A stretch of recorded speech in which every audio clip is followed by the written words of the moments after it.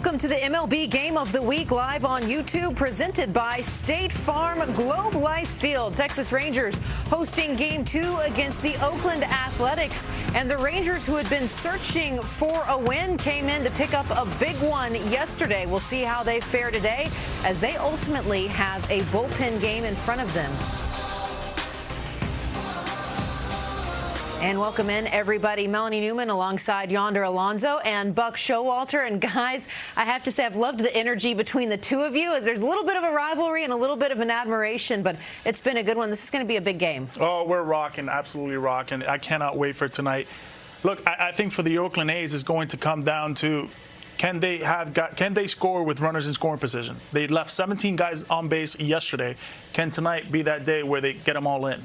Well, and Matt Olson, you can't overlook him when you're talking about who's going to be able to drive those runners in. He has been absolutely on fire lately, especially against fastballs, which I think you're going to see a lot more of those now. Yeah, and I think for Matt Olson coming into that 2017 year, a guy who had a longer swing, a guy who was a breaking ball guy type of hitter, coming into this 2021 season, he's made some adjustments with the fastball.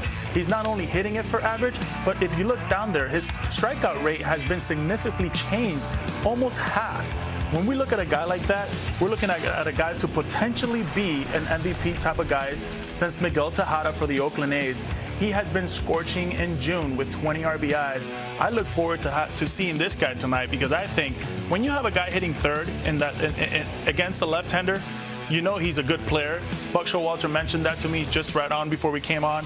He is an incredible hitter, an incredible defender. I look forward to watching him in July in the All-Star game, but as well potentially to be an MVP guy. I think he definitely deserves the ballot first and foremost. But you just mentioned our own Buck Showalter here. And speaking of good defenders and somebody who's been a good hitter, but a little more of a surprise than Matt, Buck, who you got for us today? Because he's been a big name in Texas. Adolis Garcia, special, been fun to watch. If you look at the path he's followed, you really pull for him. The thing that jumped out to me was kind of a Nelson Cruz. Think of a lot of people saying you can't do it, and he proved them wrong. Understand, he was designated for assignment by the Cardinals, designated for assignment by the Rangers. They didn't think anybody would pick him up because of the way he presented himself. They slowed his game down. They let him play to his talent. He's a plus defender, and what I like hearing about him is what a good teammate he is. He plays the game right, and he's taken this opportunity and running with it. They've done a great job of slowing his game down and letting him play from within himself, and he's covering a lot of bases for them, running the bases, playing center field, throwing, and I got to tell you, 3 years ago, nobody would have touched him. Well, I think everybody's trying to get their hands on him now. It's going to be an interesting matchup. Game 2, Texas Rangers and Oakland Athletics. Coming up, lineups and first pitch right here on YouTube. And welcome back to the MLB Game of the Week live on YouTube, presented by State Farm. Melanie Newman alongside Yonder Alonso, Buck Showalter, and Brett Dolan. And YouTube is just really exploding the ability for everybody to see Major League Baseball right now. It's been absolutely a blast to take in and look at. What a fun time we are going to have getting to bring it to everybody. Again, Game 2 of a 4-game series here, and it's the MLB Game of the Week live on YouTube. Some things to know here. This is a live global broadcast on the YouTube channel for free. There's over 3 million other fans in subscribing to the MLB YouTube channel already. That number is growing every single day. Turn on those notifications prior and you will find out about upcoming games. And YouTube TV customers, well, game stream live in an MLB pop-up within your channel guide as well. So plenty of access to some of the most entertaining baseball. But let's go ahead and take a look at the A's starting lineup presented by State Farm. Mark Canha, his first night off from the leadoff spot was last night. He's right back up at the top. Matt Olson, though, in the third spot behind his other brother, Matt Chapman. And Olson with a 20-game on-base streak right now. He is absolutely torching things. Ramon Laureano cleaning up. Chad Pinder out in right field, batting fifth. He'll be followed by second baseman Jed Lowry. Catcher Sean Murphy behind the plate tonight. He'll be batting seventh. Elvis Andrus continues his reunion with Texas. The shortstop bats eighth, and rounding things out, the rookie center fielder Skye Bolt. Go ahead and take a look here at Taylor Hearn. And again, he was not the original starter for today's contest. He will be a spot starter. It was supposed to be Jordan Lyles to start things off today, but manager Chris Woodward opted to go to the bullpen instead. His second career start. He did have some start time in the minor leagues as well. And Buck, when you're looking at Taylor Hearn, 22 games on the season and a pretty decent May. He's been a little roughed up in June so far. You know he's got a limited pitch count tonight. What do you expect, though? I expect to ambush. You know, pitchers like this, they take an opportunity and run with it. You know, it's one of those things you want to walk in the locker room and go, hey, you're starting today. Go get him, pal. Don't overthink it. It's also nice as a relief pitcher. Now he's able to kind of show his whole repertoire. He doesn't have to sit there and just make sure he gets 1 or 2 hitters out. You know, remember the 3-hitter rule? Well, he's got more than that tonight. He can go 6 or 7 hitters. Those are some big propositions there for Taylor Hearn, Buck. Thank you for that. Let's go ahead and take a look at our odds, courtesy of BetMGM. The bookmaker is paying attention today as well to that pitching change. Odds over or under 9 runs here in Game 2. Bob Melvin, the manager for the Athletics, looking for a little bit of a bounce back today from his club. He said last night Frankie Montas actually had a pretty good night overall, again exceeding that 5 innings after he got roughed up. 5 runs in the first for the Rangers really set the table. Taylor Hearn is ready, and the first pitch he misses outside with a fastball. Ball 1, and away we go. 8:08 Eastern time, 7:08 back in Texas. Mark Canha at the plate, 1 for 5 in yesterday's game.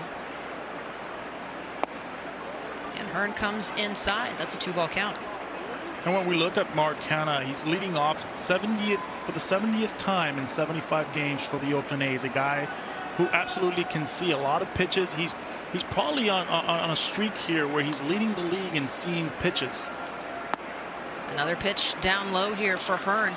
Now this was something interesting too, though, that we discussed. He's got really good reads right now. They haven't seen Hearn, but the balance is that Hearn doesn't have a lot of life in him tonight either.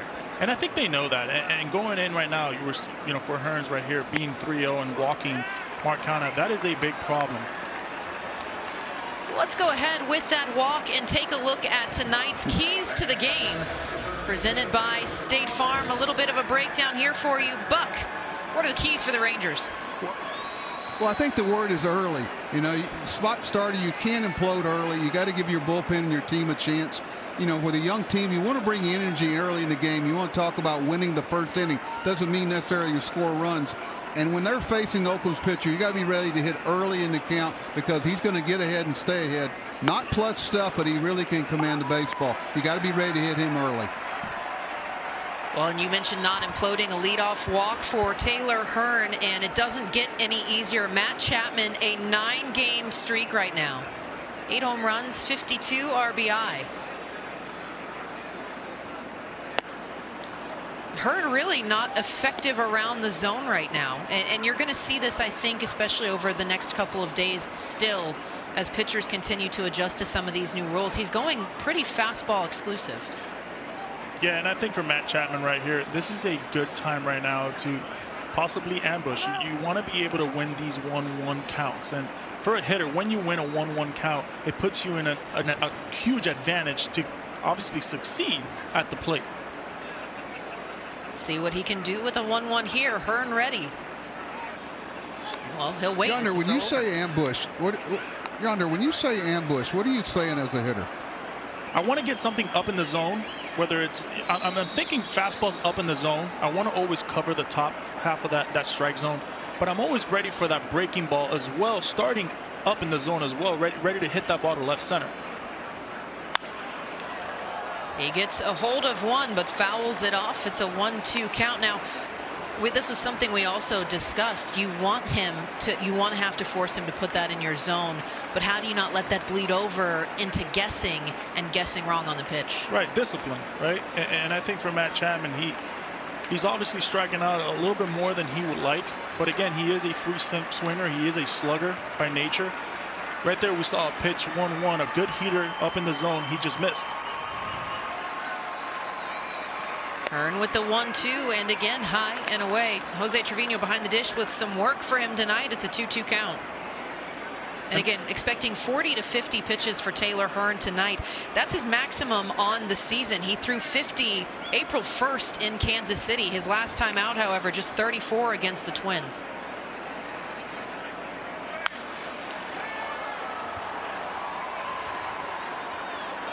Let's go ahead and take a look at what Taylor Hearn is able to bring to the plate. StatCast powered by Google Cloud.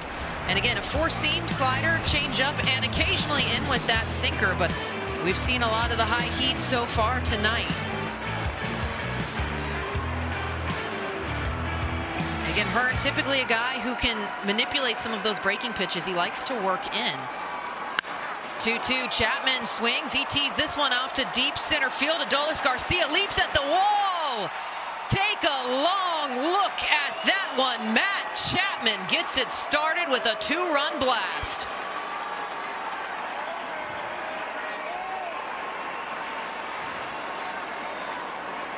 Just an absolute gorgeous at bat right there. Using his leverage, using his legs, extension fullest. He was hunting fastballs at all times. We talked about it with that 1-1 count, how he just missed that fastball. He was able to put a good swing on a fastball more down in the zone to take that ball straight dead away center. And that's not a small park. Yeah, and he's not ever able to establish anything off speed. Everything's been fastball. And we all know what Major League hitters will do with that. Well, they punished Hearn for it there. 422 feet. And for a hitter, you always want to attack the fastball. For Matt Chapman, he's been a little bit cold as of late. Reasons for that, he's hitting 199 off fastballs. I guarantee you, Bushy, the hitting coach, Darren Bushy, he was telling him, you got to hunt the fastball, especially with a guy out of the pen. He will be using his fastball. He has a good fastball at 96, 97 miles an hour. You have to stay on the fastball at all times. When Matt Chapman's hitting the fastball, watch out. It's lights out. Taylor Hearn 13 pitches in, and he's finally thrown his first breaking ball of the evening. He comes home again. He goes back to back to get Matt Olson, and Hearn finally finds the first out.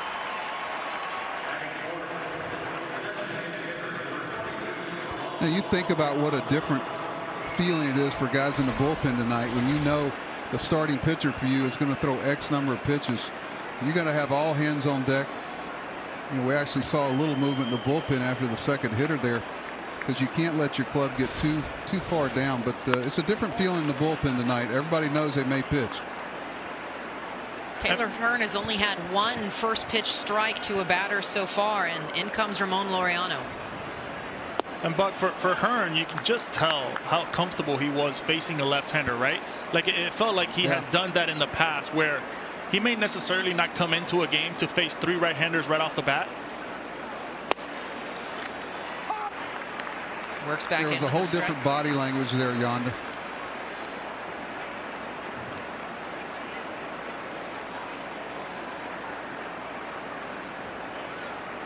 Hearn just 26 years old.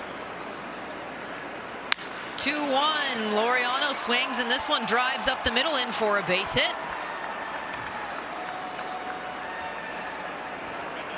A's looking for a little redemption again after last night, and they had fallen behind, and it was just too much ground to make up too soon.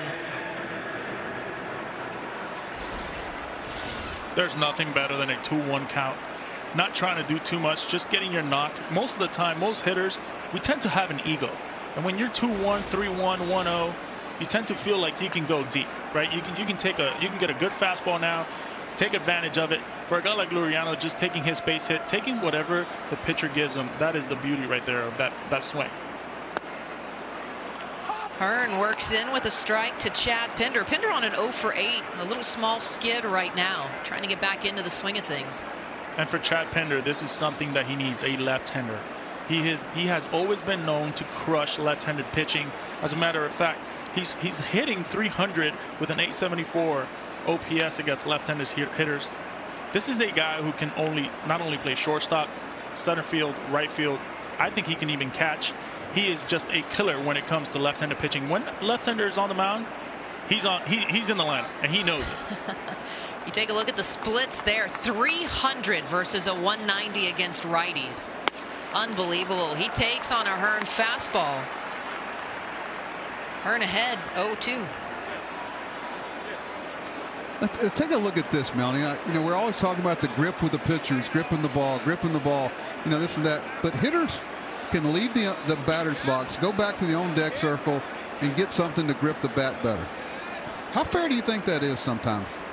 Well, I know that was huh? Go ahead, I'm sorry. No, you're good, Buck. That was a big discussion as well as what happens when pitchers are going to be able to pick up a bat and hit. Are they going to be walking away with a little bit of a grip as well when they return to the mound? Well, that's what I was saying when Josh Donaldson was complaining. I'd like for him to hit that night without batting gloves and without pine tar to see, you know, you're trying to grip the tool that you play with. So, you know, I know MLB is going to do some things in the future to help the pitchers more universally a little bit with the baseball. But, you know, hitters have padding. They have all type of stuff. The pitchers basically have their arm and their fingers.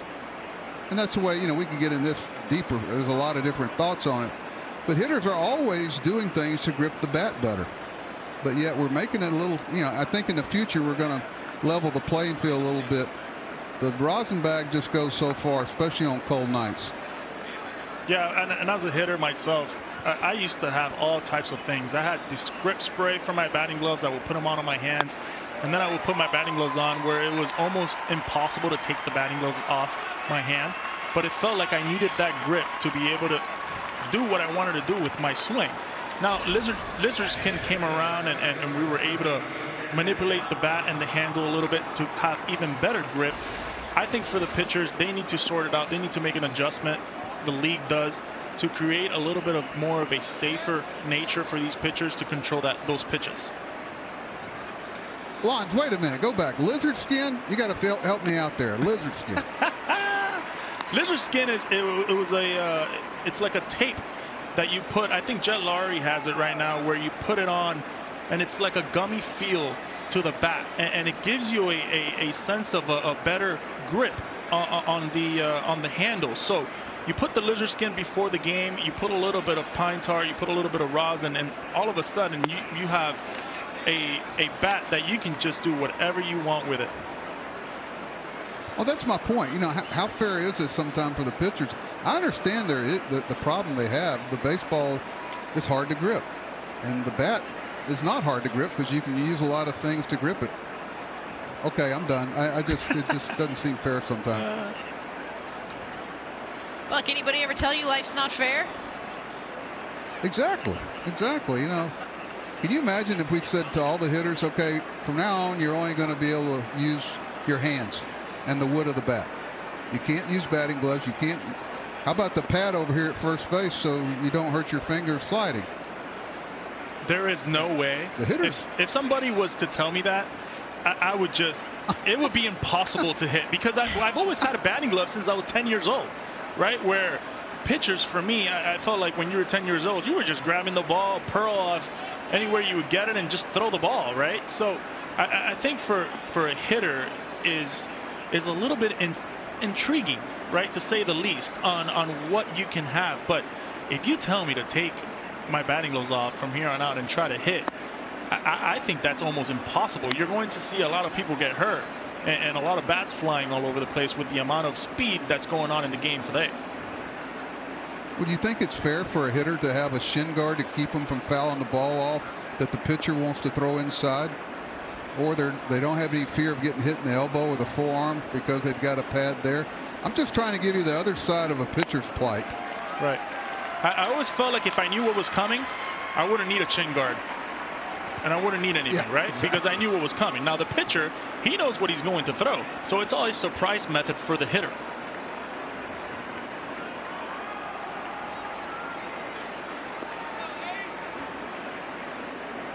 You know, Jed Lowry, pure hitter as it gets. Me and him, when we were teammates, we used to talk about approach.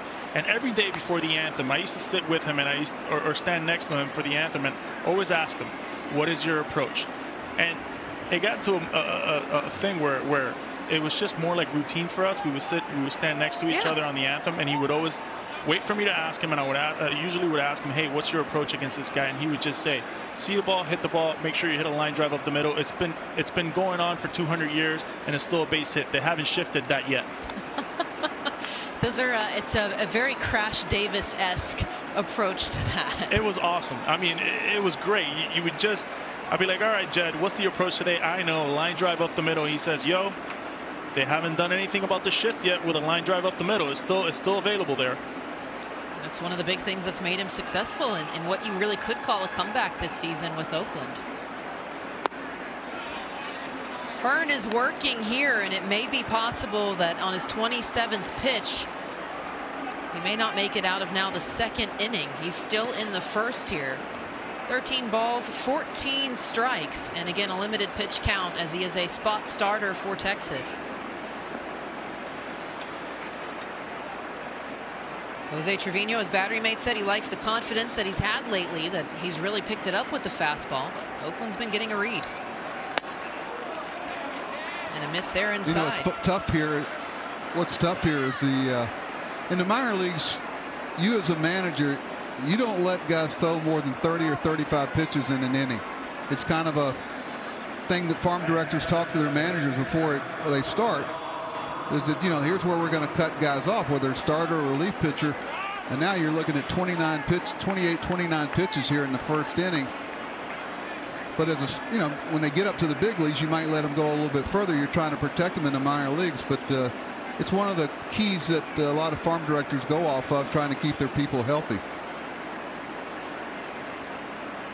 Doug Mathis out to talk to Taylor Hearn alongside Jose Trevino, and a big reason too, Sean Murphy coming up, and last night he was the power for the A's. A beautiful read and just absolutely destroyed a ball.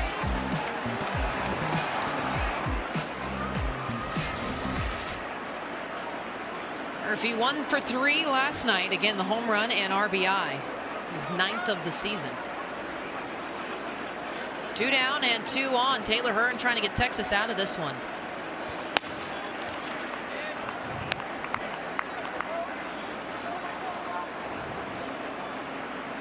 Buck, if you're Mathis, what's that conversation?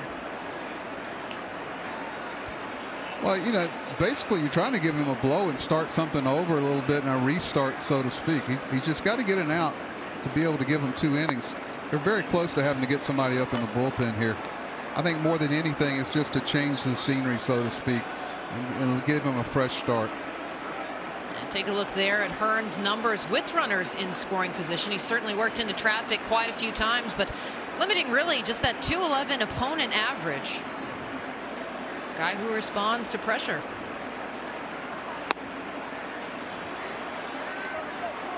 It's 3 straight misses for Sean Murphy. Hearn starting to mix in a few more changeups and sliders. And you know, I'm seeing the body language, right, where you can tell he's having a hard time commanding the ball. It might be a little bit of not having that grip, right, or not feeling like he's thrown 30 pitches in a long time. So I think for a guy like Murphy right now, this is the one pitch right here where you have to take advantage. You know, you're probably most likely going to get a fastball. You want to make sure you don't get fooled, right? And for me, when I talk about not getting fooled, is I don't want to hit a ground ball to second base. I want to make sure this is my A swing. I want to make sure I either drive this baseball or this baseball is an absolute rocket somewhere on the field.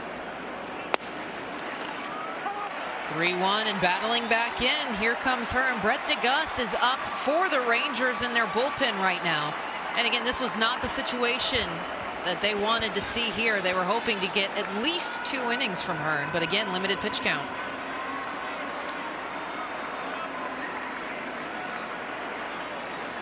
I would be surprised if he starts the next inning after throwing almost 35 pitches. And there's 34. Hearn loses Murphy, and that's bases loaded for the A's.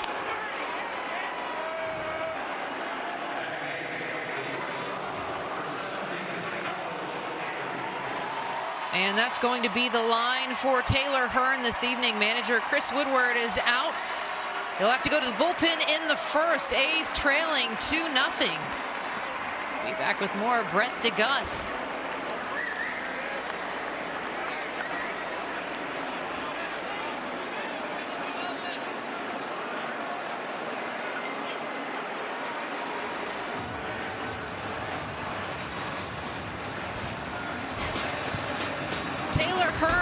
his way out from his start. A reminder here that the check on foreign substances began yesterday. Starting pitchers have more than one mandatory check per game. That is while they are usually making their way to the dugout. Relief pitchers checked at the conclusion of the inning or when they are removed. And also for closers, they are checked before their performance. Rosin bags on the mound can be used, but that is about it. Now, we got to talk to manager Chris Woodward about this earlier today, and he said it seemed very nonchalant the way they went through everything, and this is pretty much par for the course right now. You'll have the crew chief and occasionally the home plate, if not a different umpire. There are always two of them, though, who will tandem this. Hold the glove, take a look, flip of the cap, check the belt, and that'll be about it. Brett DeGus is in. And take a look here, his 19th appearance on the season, just 23 years old. Sinker, curve, cutter, and fastball. He starts with Elvis Andrus. Melanie, could you imagine being Hearns? You just had an inning that you want to forget about, and they come out there and check you. I know he'd love to say, obviously, I'm not using anything, guys. Oh, man. I mean, he must have been like, guys, really? I threw 30. Really? Yeah, 30-plus pitches. I was all over the place. Do you really think you're going to check me right now and find something? Like, let's go. Move on. He just felt like they have to make an adjustment on that. Base hit, Elvis Andrus, his first since returning back to Texas. And the A's keep piling it on. Just a typical Elvis Andrus at-bat right there. Getting what the pitcher, he executed on that pitch, but Andrus just a better hitter, a guy who is winning the 1-1 count, as we saw right there, just taking it right up the middle. Just a beautiful swing for Elvis Andrus right there. His first hit, and it's a 2-run single. A's tallying them up 4-0 here in the first, and still trying to find that final out. He was emotional yesterday. He didn't expect to get the standing ovation that he did. But I mean, fans have been pouring in for the last 2 days, just dying to see a guy who's so personable and such a big, huge character. You know why that hit was so important? We saw Sean Murphy run the bases right there, going first to third with 2 outs, a left-hander and Skybolt coming up to bat, a guy and a pitcher who has a cutter and a two-seamer, which he relies on. He can possibly turn that hole into another base hit RBI. Those are winning plays by a first-place team. Yonder, can you name another catcher who'd go first to third in that situation? I came out of my chair and went, the catcher just went first to third. You know, I think a guy like Real Muto will be on my head right there to go first. A guy like Contreras for the Cubs and for the Braves, the two brothers. I think those guys will do something like that. We're seeing nowadays more and more catchers with more athletic build than ever, right? These guys that can 5-tool players. Back in, I want to say, 10, 12, 14 years ago, you would see those catchers who were just a base-to-base type of guy. But nowadays, we're seeing just 5-tool players all over the field, where we're seeing a guy like Ohtani hitting a 470-foot home run and all of a sudden throw 98 off the mound. So we're going to be seeing more and more of that as the year comes on.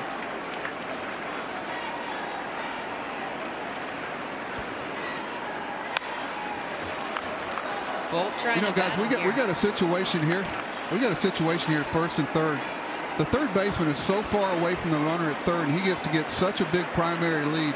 If you throw this ball to second and the runner stops, the guy at third is going to walk home. It's one of the problems with shifting the third baseman way over. The runner at third gets such a primary lead that if you throw this ball to the middle of the diamond, he's going to walk home. Yeah, and for a third base runner right there, you want to get the lead as far as that third baseman is. So if the third baseman is about 20 feet, go on ahead and get a 20-foot lead, right? Because it's just a race to the back. You probably take about a 17-foot lead. You have Mark Kotsay, the third base coach right there, helping you out. If that guy tries to sneak behind him, Mark Kotsay's all over him. So you want to get as far as possible. So you see him checking the third baseman right there, and he can just get off. He can get off, get a walking lead, because if there is a ball in the dirt, he might be able to score. But you know what that tells me, Yonder? It tells me that they're not throwing through. Well, and it's a tough break for the Rangers. They finally end the top of the first. All 9 A's come to the plate. And in the biggest way possible for Matt Chapman, dropping one dead center, 4-0. Rangers bats when we come back.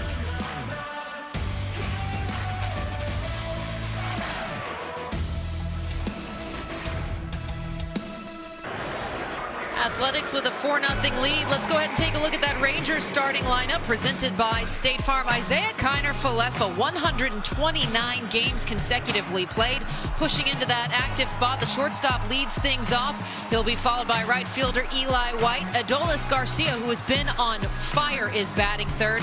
Joey Gallo, the designated hitter, cleans things up, and rookie Andy Ibanez bats behind him at fifth. Second baseman Nick Solak still looking to get into the swing of things, batting seventh Willie Calhoun, and they'll follow that up with Jose Trevino and Charlie Culberson.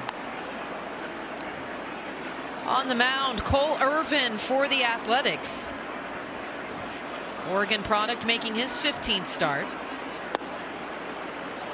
And I think for Cole Irvin today, he needs to rely on keeping the ball down with his two-seamer. He loves to throw his changeup. He can throw it at any pitch, any count, at any given moment. He can throw it. Anytime he gets in trouble, he's up in the zone. He doesn't have that blazing fastball at 96, 97. He will be around 89, 92. But again, he relies on command and his changeup. Let's go ahead and take a look here, though. So you were just mentioning Irvin. The keys to the game now on the flip side of things for the Athletics. So Bob Melvin might be pretty happy with how quickly he's gotten some keys rolling. Yeah, and you know, for the middle of the order dominance, we saw it earlier on in that top of the first inning with Matt Chapman and a homer. But for me, it comes down to winning the runners in scoring position battle. Yesterday, last night, they left 17 guys on base. Today, they've been able to execute with Elvis Andrus and the rest of the guys doing it. But a big key for me is winning those 1-1 counts, and for a guy like Irvin, 1-1 counts are so important because league average hitters are hitting 342 off of it. For the Oakland A's, they're hitting, when they're on defense, it's 322, meaning the starting pitching has done an excellent job with the 1-1 counts. And when it comes to the offensive side, 1-1 counts, the Oakland A's are hitting 367 average. You wonder why they're in first place. That's a big reason for it. And they've got a big battle now because with Houston heating up, and Bob Melvin said he's not going to pay attention to it till they get later in the season. But you know that ultimately the bigger of a gap that you have, the more that's going to come back and pay off. And you know, it's funny that he said that, but for a player, you check every night. You want to know what everybody in that division is doing. You want to know what your boys are doing, and you want to know what every team is doing around the league. For the Oakland A's, you want to make sure that you take care of business first. After the game's over, you check the box score and you make sure if Houston has a loss or a win, you know about it. So you had plenty of text messages, I'm sure, that were just so uplifting to your buddies on other teams that you were dueling with. Well, it just depends on the situation, right? If I had a big night and we got a win, they weren't so happy. If they won and they had a big night, they would let me know. So it came back and forth on any given night. All's fair in winning, losing, love, and baseball. At all times. In comes Adolis Garcia. Irvin hasn't thrown. That's his first ball of the game. Is he attacking a strike zone or what? And he relies on that. I mean, that's who he is, right? He's a guy who he's not going to wow you. When you look at his box, you know, he's not going to have 15 strikeouts like you see a guy like Cole or a guy like DeGrom, right? But this is a guy who, as a hitter, it is frustrating because you understand you have a first at bat, you may ground out, you may hit a base hit, and you say, hey, I'm in for a good night. Next thing you know, you're 1 for 4, 0 for 4 with 3 punch-outs. Well, and it's a sharp ground out to the third baseman to end it for Adolis Garcia. 1-2-3 for the Texas Rangers. Trying to find an answer against Oakland, but the A's have come out hot. They're up 4-0 after the first.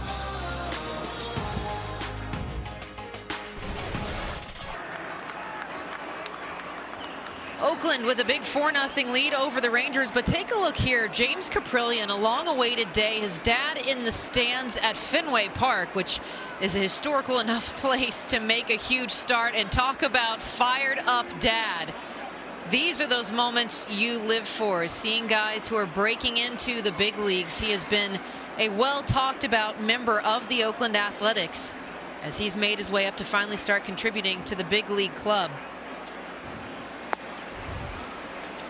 And welcome in James Kaprielian now. And James, I mean, just first and foremost here, as we bring this to you with State Farm, I wanted to go through something. I know you've had quite a journey, both in your home life as well, to be in this moment, and your dad just so proud of you.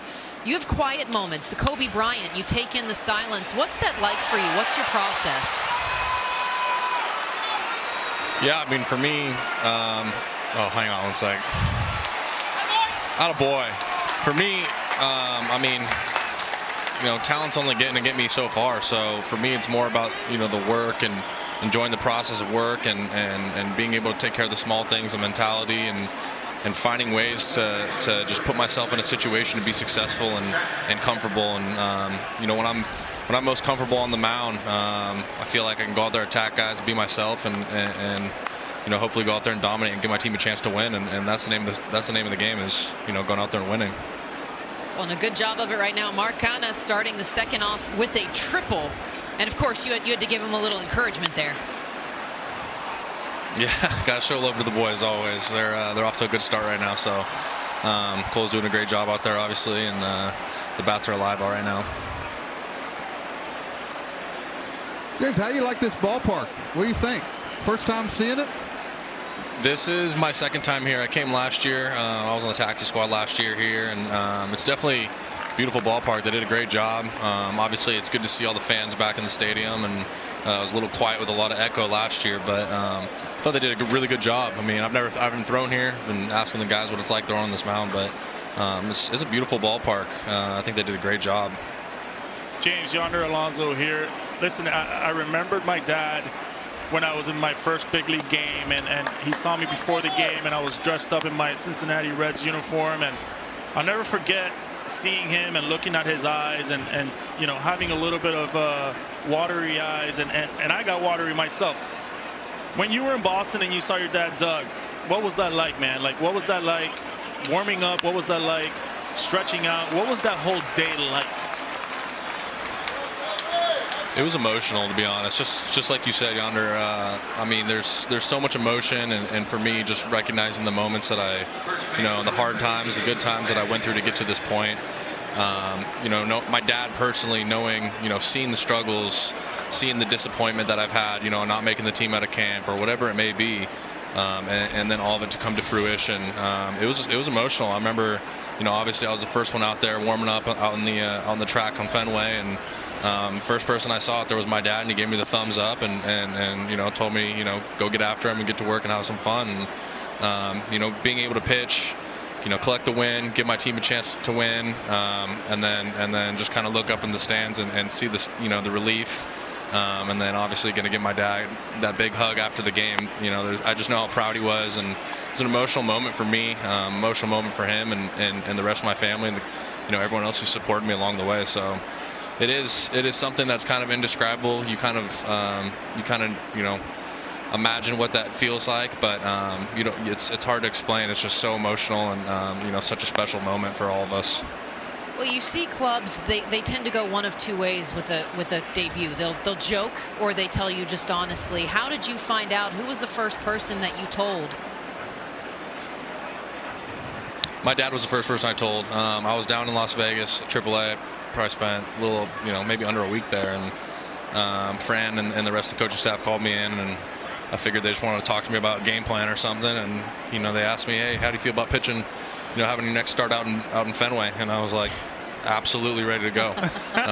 So I walked down the hallway, called my dad right away. He was thrilled. He was shocked, and he was asking me how I'm feeling, and from then on, it was just, let's begin the preparation and do what we need to do to be ready, and we just went to work. That's what we do. James, you guys made me look smart early on at MLB. And you were struggling. They were all talking about what I thought. I said, they're going to win the division. I think they're going to be right there. They looked at me like I was crazy. Talk a little bit about Bob Melvin. When you go through those tough times early in the season, the way he presents the atmosphere that he creates there. He just has a very calm, cool, collected kind of swagger to him, and I think the rest of the team kind of feeds off of that, and he does a great job leading us, and as a manager, he really does a good job of putting us as players in the best position to have success. So for us, it's just about going out and doing our job, and I think this team is so talented that they're not really going to flinch, and everyone just wants to do their best and do what they got to do. Hi. Who's first of all, Andrus, you got to give him time when he's back at home in Texas here. Who's he trying to get your attention for? The other starting pitchers. Everyone's just the other starting James, pitchers. Everyone's just all over each other. And I think he's jealous. Elvis wants the attention. He wants the headset. No, he wants the headset. He does want it. He deserves it, though. He's a legend. I love it, man. I love it. You know, it's funny. On July 31st, when you got traded from the Yankees, a lot of people don't know this, but I was a part of that trade 2 nights before, and we were actually going to get traded for each other. You ended up getting traded for Sonny Gray. Going back to the Bronx, how did that feel like? I saw a little clip of you of how excited you were. You absolutely nailed it, man. Thank you very much. I mean, it was get up, let's go. It was a special moment, man. I don't have any hard feelings towards the Yankees or anything like that. I understand how this business works. I think, at a certain point, all of us as players, we understand how this game goes, and for all of us, we're just fortunate to be a part of it. The game doesn't need any of us. We need the game. So I realized that early, and once I got traded to the A's, I was all Oakland A's, and wanted to do my best to perform for this organization and make them proud here. And at the end of the day, though, I did take things, personal, that they wanted to, pick up Sonny, and I understand the move is he's great. He's a great pitcher and did a great job. And but at the same time, I want to go back and show those guys who I am and what I'm about. And so for me to be able to pitch there against a lot of my old teammates, see a lot of the staff members who kind of took care of me on my way coming up through that system, it was special. And being able to come out of there with a win and collect some strikeouts against some of the guys who I'd come up with, it's a good feeling. So I was able to leave there with a good taste in my mouth. Well, it's certainly a good taste in your mouth right now, getting to cheer on your team. A 7-0 lead, a home run in each inning so far. Ramon Laureano, a deep blast out to right center field this time. And it's a big 7-0 lead here. And Brett DeGuss working into a little bit of a situation. That's now his 27th pitch. After Taylor Hearn didn't make it out of the first, he finally picks up a strikeout. James, you working with the hitters today? I'm not working with the hitters. I like to. I took BP in Colorado, and I thought I took some pretty BP, but man, these guys are so good at this level. I mean, I can't even keep up with all the stuff that these guys do in the box. They make it look so easy.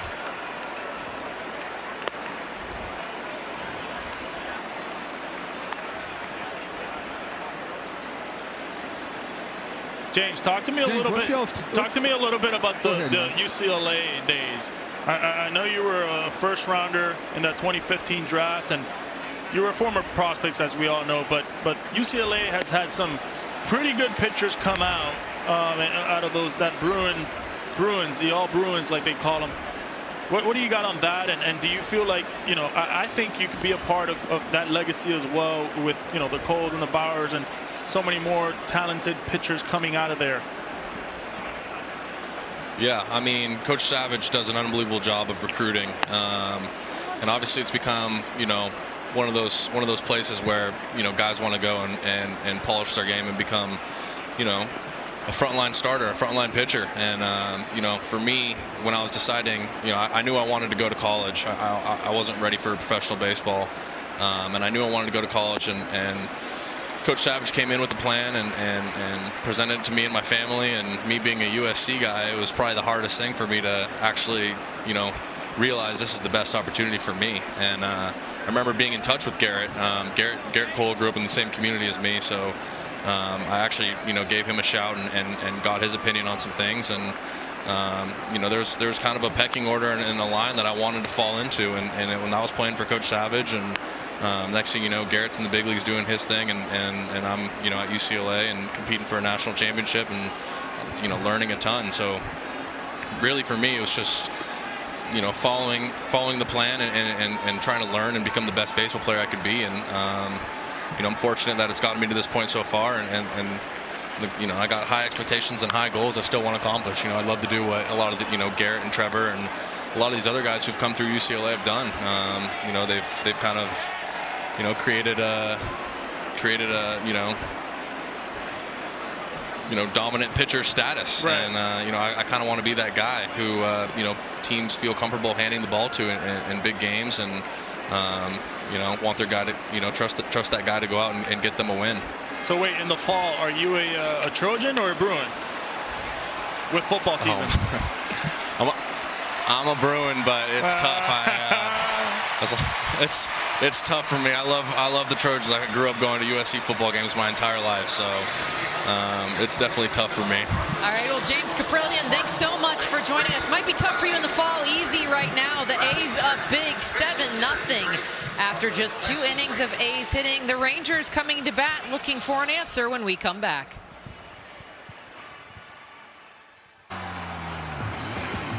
Well, the Athletics here just taking things out of control, but take a look at Sunday's performance across Major League Baseball. The Yankees are trying to make history and see how many triple plays they can turn in a season.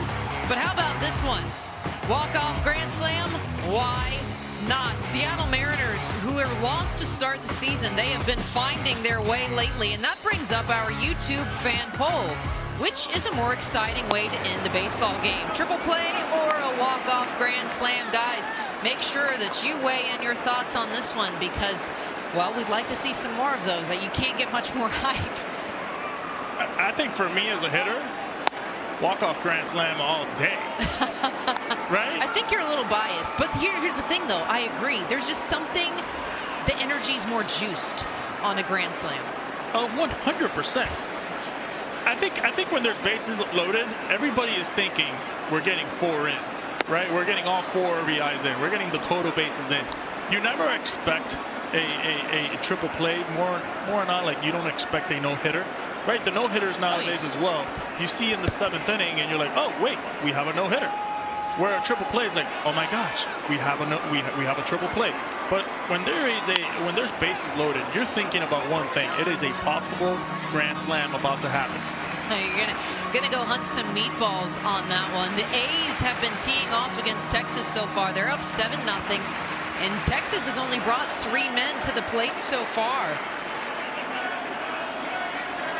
Meanwhile, for Oakland, they've got 3 guys left who are still waiting for their 2nd time already. 14 pitches for Cole Irvin. To say he was effective in the first may be an understatement. He gets Gallo to chase a breaking ball. That's his 3rd strikeout in 4 batters.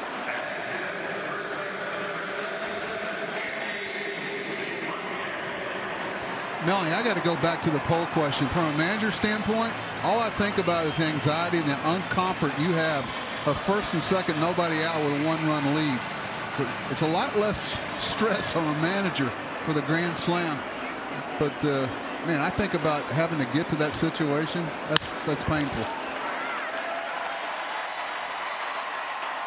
Andy Ibanez breaks through, the rookie with the first hit for the Rangers. And now let's go ahead and send it out to our own Brett Dolan as well. Brett, we've kind of left you hanging here a little bit, but you seem to have a really good insight on the skip. Well, hi, guys. It was a little over 10 years ago this month that Bob Melvin was named as the interim manager of the Oakland Athletics. Fast forward 10 years, he is now the longest tenured manager with his current team. He's won over 1,300 career games. He's taken Oakland to the postseason 6 times, including 3 straight years. So even this past April, his team started 0-6. They end up finishing the month of April in 1st place. So as much as things change year to year over the course of baseball, or even with this Oakland franchise, the one constant has always been the leadership, the consistency of Bob Melvin. Well, before you can even sing Bob Melvin's praises, he may be saying about the defense as well. We'll talk more about Bob Melvin and his Athletics up 7-0 after 2 innings and another substance check. Game 2 continues when we come back.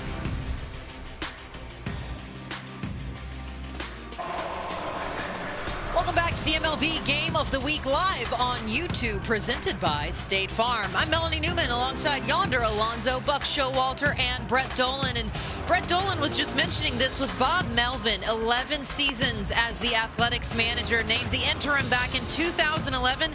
Did they ever like him, and did it ever pay off? Second winningest manager in franchise history, of course, the great Connie Mack, and that is a record that is going to be so hard for anyone across the sport to chase. And the Athletics did announce they're going to exercise the option to pick up 2022 for old Bo Mel, and man, the players absolutely love playing behind him. Other managers revere him around the league. He has got a legend around him, maybe even bigger as a person than as a professional. And by the way, a new pitcher in for the Texas Rangers, Jordan Lyles, who was originally today's starter, is now coming in off of in relief. Brett DeGoose, just 1 1/3 innings of work, and the Athletics getting right back to it. They don't really care who's coming up on the mound right now. It's another hit leadoff for Sean Murphy.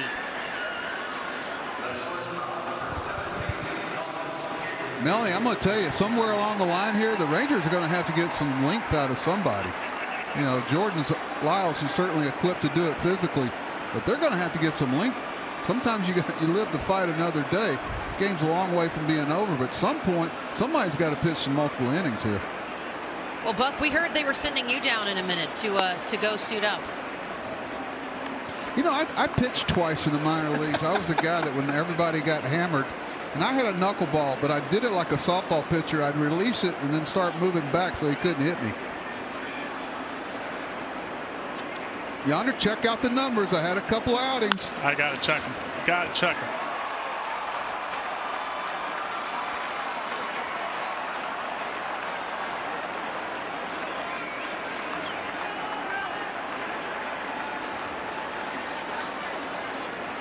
Oh, Sean Manaea is mic'd up right now, and we've heard how excited James Caprillion was as he was watching his guys hit. Wonder what he had to say while he was hanging out in the dugout watching everything going on.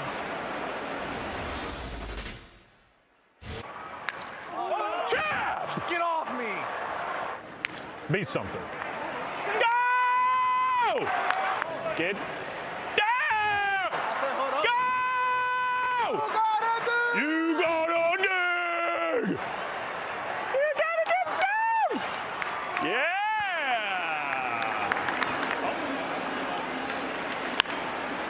Okay, so I have to say something here. Manaea watches the game in the dugout the way I'm really glad that I'm in the third booth for sidelines, because that's exactly what I do with pretty much any game that I'm in. How do you not get emotional? Here's the problem with Sean Manaea. Ready?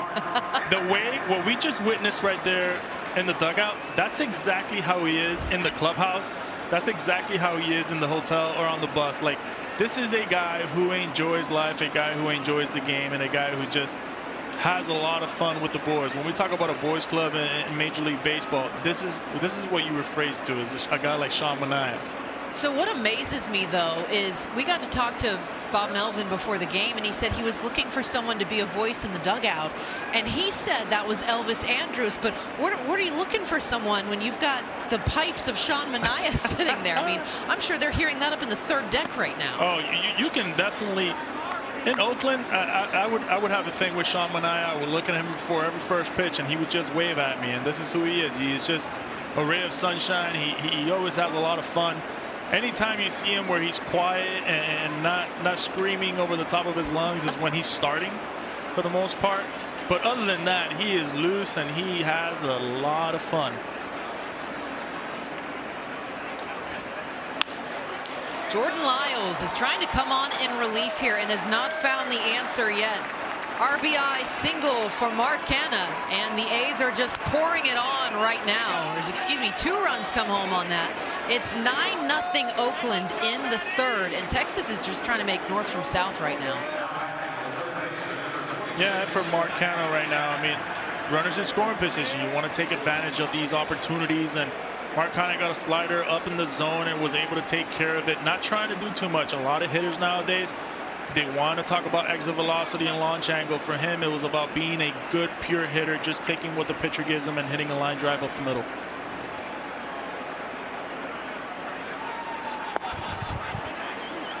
I got to ask you guys, I didn't, we had him mic'd up there in the dugout, and he basically was very loud. What word did he actually say there, Yonder? Other than, I was trying to say, what was the word that he actually said? I was trying to go, boy, he's really excited. He's just screamed. That's impressive. That's impressive. He communicated very well there without saying a whole lot. And everybody knew exactly what he was talking about. A lot of lingo when it comes to a team. That's what happens when you're in Oakland in a more smaller clubhouse. You get to enjoy the lingos of each player. You get to enjoy the characters of each player and their language. You get to enjoy as well and learn from when you're around these guys 24/7. Well, shortstop Isaiah Kiner-Falefa for the Rangers is mic'd up, and his confidence has been booming here lately. But let's take a live look in at what he's been feeling now playing defense with this club. Oh, no. You got a guy. Come on. Oh, man. He got it. Oh. All right. I think I'm going to have to retire the mic. 7-0 second inning. Yeah. Ain't no good content here.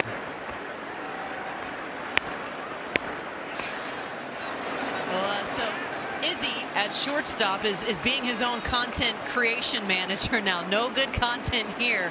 Watching a couple home runs for the A's sail out of the park. You know what's the beauty of being a corner position player? When games like this are happening, you start talking to the first base coach, the umpire, the fans. You start talking to everybody that you can. Just try to pass the inning along on defense, because more than not, you're just watching balls fly all over the place. Can the fans hear you when you're a middle infielder? I mean, the middle infielder is a little harder. Then I would think so, but. Yeah, I think for the middle infielders a little harder. Definitely for the corner guys, you're looking around, you're trying to see people eating hot dogs and popcorn, and you start getting hungry. Next thing you know, you're talking to umpires about storytelling, and yeah, it can get a little confusing out there when it's a situation like that. Jordan Lyles working here, and the interesting thing too was this was not really a secret that Lyles would probably pitch today. Both Chris Woodward said that he was on the table. Nobody was really off the table, as again, baseball as a whole is just trying to find a way to bridge this extra 900 innings from last season. But Bob Melvin had even said, I fully plan to see him at some point. We've got a game plan. It's why my lineup is the way it is.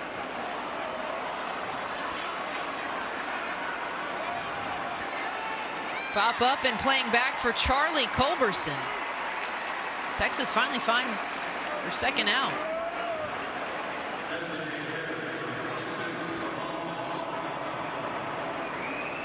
And what a role reversal it is tonight after the Rangers jumped on and early in the first inning, a 5-run frame. Attacking Frankie Montas, and Chris Woodward has absolutely had his work cut out for him with the club. Again, rebuilding, and you're seeing a couple across the league in similar positions. But he said, it's especially tough, and he wants to be transparent not only with his fans, but fans across the sport. But what's the mindset when you are having a game like this, when you have a situation of a year where you're trying to rebuild, you're trying to understand what's going on and evaluate at the same time? You obviously want to win every single game and have a chance to win every single game, but for a manager's standpoint, what goes on through a head of a Chris Woodward? Well, in a game like this, you're trying to live to fight another day, quite frankly. And we know it can change. This game's early still, but you're trying to put yourself in position one. You want to keep everybody healthy. I guarantee you, Chris and them are already talking about how you're going to get through this. Unfortunately, you're at home, so you got to pitch all 9 innings, and you want to put yourself in a position to win the game tomorrow and the next day without having to make a lot of changes in your roster.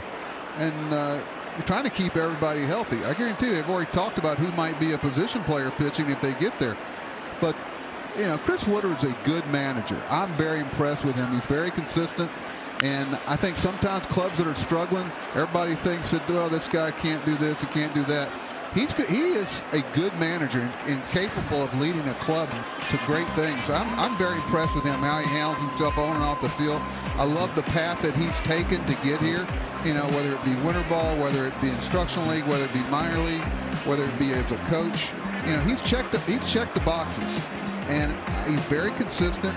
He's upbeat, but he's also got a stern side to him. I like the way he handles himself. I'm impressed with him.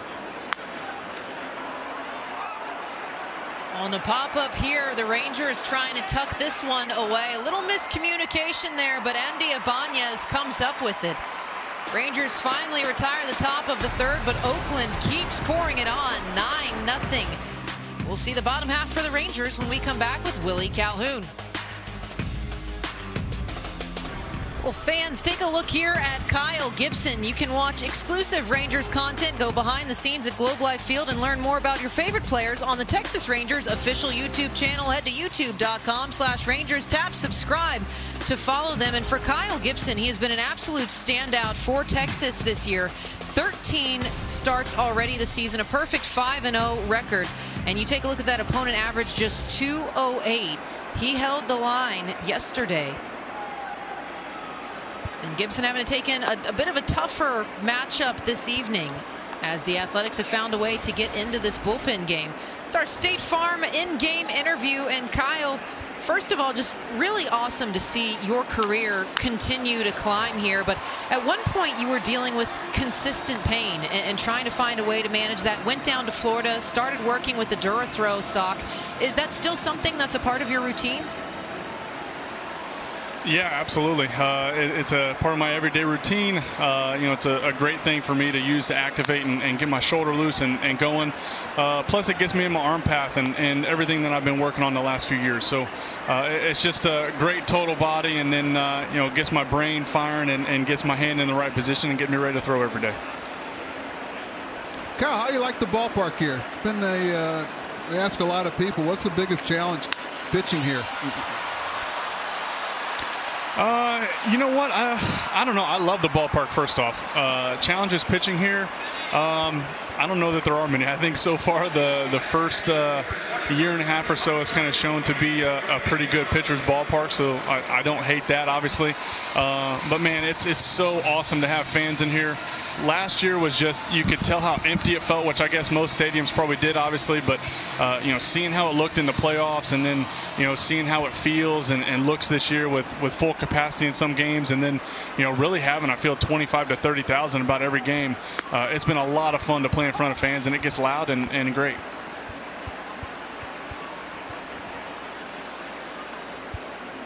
Kyle, Yonder Alonso here. I faced you in the past, and I remember facing you, and I would always try to get your fastball right up in the zone with a really good changeup. But as of late, I've noticed you've developed that cutter, and I think that cutter for left-handed hitters has been just a great weapon for you. And I want you to talk to me a little bit about what has led to that, right?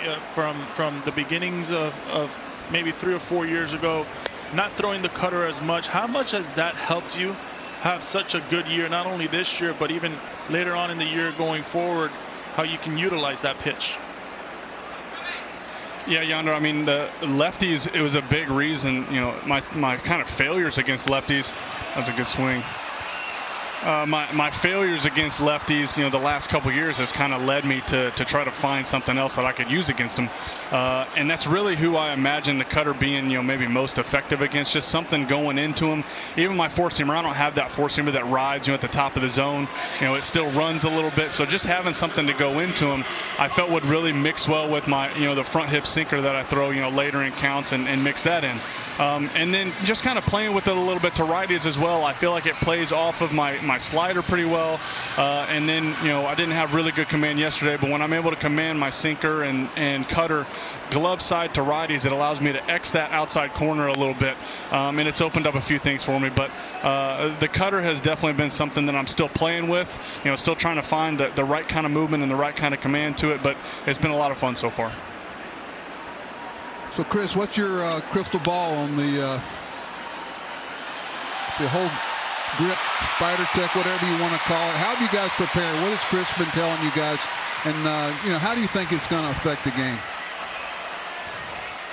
Yeah, I mean, I think how it's going to affect the game is probably still to be seen a little bit. I think there's a lot of pitchers that are probably making adjustments right now, and whatever people want to say about in the middle of the season, not in the middle of the season, however MLB wants to deal with it.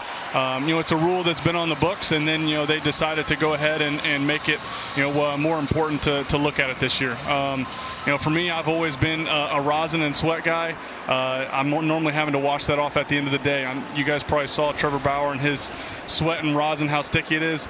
I don't really like the feeling, on my forearm, but I do sweat a lot, so I have to use rosin on that right arm. But, I will see how it impacts the game, for pitchers and hitters. But I think, MLB is just kind of listening to some of what the position players are saying, and then, maybe some of the data they've picked up and said, hey, it's something that we need to look at and, try to get it under wraps and see what happens after that. Now, Kyle, you just mentioned there with the discussion, and we'll make this one quick. Are you in favor of seeing communications opening up as you guys move forward with the league? Yeah, I mean, about that rule, I think if the league thinks it's something that we need to talk about and work together on, I think the PA is always willing to talk to them and see how we can make the game better and see how we can make it better for players and teams as well. Well, and it's certainly been encouraging. Again, Kyle Gibson, thank you so much for joining us here. We're going to head to the 4th inning as the Rangers trail the Athletics here 9-0. Game 2 of this 4-game set presented by State Farm.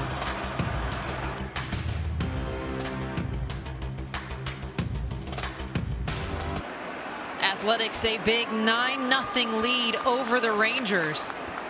And Chris Woodward right now is just trying to manage this ball game as best he can. This is already the 3rd pitcher.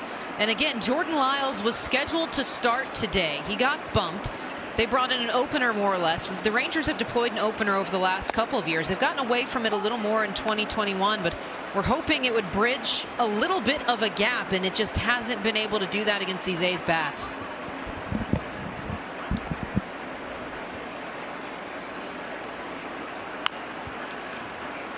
Chad Pinder still looking for his first hit of the day, and he won't find it here. Just barely gets beat out by the play. We asked fans earlier, triple play or a walk-off slam? It's not even close. You're going for a grand salami. 75% of you almost agreed with that.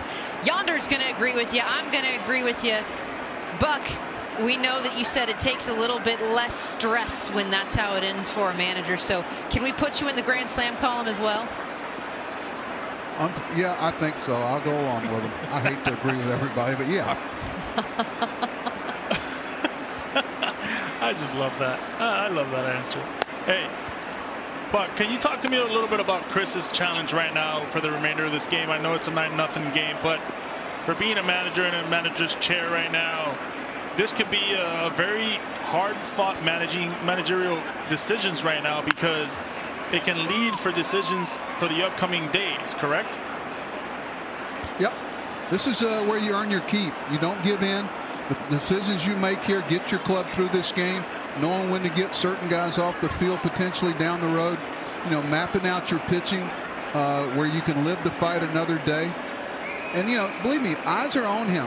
This is where you kind of earn your cachet with some of your players, where you don't all of a sudden become somebody completely different just because your team's struggling that day. It's very easy to be all front and center when things are going your way, but you really earn your keep and you show your true colors in a game like this, and Chris will handle himself well. It's it's a challenge to manage these games, and that's why it's a chance to separate yourself and show why you're a little different. Yeah, I always felt like when I was a player and it was a game like this, being the team that was getting beat, I always watched the manager's decision on who he was taking care of and besides to who he was taking out of the game. And I always got my respect with managers when they would take guys that were banged up, guys that were spending lots of time in that training room, guys that were playing hurt. I always felt like when a guy and a manager would take that certain player off, especially in an earlier part of the game, come 7th inning or something like that, I always had a lot of respect for that. I always felt like he was trying to take care of his guy. He was trying to give him a breather and hopefully have him for a long haul rather than an injured list DL type of deal. Well, if everybody was healthy, I always posted something in the locker room that gave service time. You want to know what the tiebreakers are? Look where you're on service time in the big leagues. So, you start with the veteran guys who have kind of earned that respect. First pitch swinging, Sean Murphy back in front of the track. They keep this one in the park as Adolis Garcia comes up with it. And it's a 1-2-3 inning for the first time for the Athletics, but they've got a big 9-0 lead. Back with the bottom of the frame after this. He's up with a 9-0 lead, but you take a look at fast starts here. Isaiah Kiner-Falefa is at the top of that list. 15 stolen bases. By the way, look out when he reaches. Adolis Garcia, again, getting all of the all-star love right now for the Rangers. You cannot overlook Matt Olson, and somehow people are still doing it. 997 OPS, and again, that 20-game on-base streak that he extended today. And that leads us to the next YouTube fan poll here. Which of these AL players has had the most surprising start? Is it Izzy, Matt Olson, Garcia, or Marcus Semien? I feel like he's another guy that people are overlooking here as well. But go ahead and send in your picks. Who gets to be the quick one today? Marcus Semien, a former Athletics. You wouldn't be biased towards that at all. Right? You know, Oakland A's, man. What else am I going to say, right? Cole Irvin has been dealing, allowed just 2 hits through the ball game so far, and a double play has really kept him at only 1 frame that he did not see the bare minimum. So he comes home to Eli White, and he rolls up a single. But let's go ahead and send it back down to Brett Dolan here, because Adolis Garcia, he's a guy you can expect at some point tonight he's going to be lighting up at the plate. Well, Melanie, he might also be the best story in baseball. This was a guy who spent 5 years playing in Cuba. He was loaned to a team in Japan with the idea he was going to come back, but he didn't make it. Ended up going to the St. Louis Cardinals organization. After 3 years, was designated. The Rangers designated him this past February, and Chris Woodward said, hey, it was risky. They didn't want to lose him. All he did, though, was put up 16 home runs in his first 41 games. And he met his hero the other night at the ballpark, Pudge Rodriguez. Pudge joked that when he came up for the first time, he was making good contact, hitting balls in the gap, but Adolis was hitting balls over the fence. And what I was intrigued with, guys, today, a couple of times Woody told us that Adolis has an elite mindset. So Yonder or Buck, I'm not sure what you think of when you hear that, but a hitter who's so young to the major leagues with an elite mindset, it certainly intrigues me, as does his story. Yeah, and I think when you talk about an elite mindset, it all eventually starts where you're from, right? A guy who has had a very tough living coming from Cuba. I know that myself, being a Cuban as well. It is a long road ahead, right? And for him, you build that mindset. You build that mindset when you're 9, 10 years old, trying to just have food on the table every single night. And I think that for itself, it makes you a stronger person. It makes you a mentally stronger person. And for him right now is a bonus play, right? You're playing with house money, and it's a situation where you understand that you're in a big lights, you're in the big stage of trying to do well and play for your team and obviously put up numbers, but there's nothing harder than trying to have food on your table every single night where you're from in Cuba. And for him, we've all enjoyed, as a Cuban guy myself, we've all enjoyed the success he's had, and we wish nothing but health and continued success throughout his career. And, you know, it really says something, and you drove it home perfectly. When you are fighting pretty much for your own life in that situation, it takes that gaze of the third deck of a big league stadium kind of away. And you tend to see that, though. The guys who have had the paths that were not always easy, that were not smoothly paved, a direct shot to the big leagues, those are the ones who know how to grind, but who can also handle when life gets a little bigger than what they had even foreseen maybe for themselves. Yeah, look, and for every big leaguer that gets to this big stage, there's a story to be said, right? And there's a story that we need to all talk about when it comes to a big leaguer, because you are a 1%.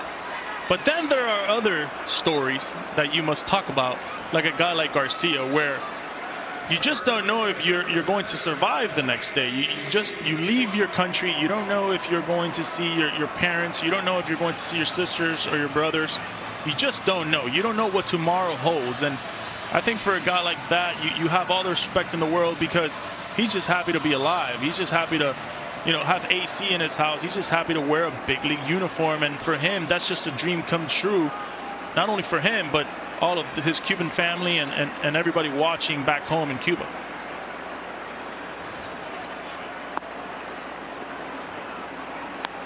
think you said it perfectly. And I mean, that's the thing, though, too, is you even said it. You're one of very few people, and you're never going to fully understand. Nobody fully understands anybody else's journey. Yep. But to just have that, and so few people can say that and say that with success.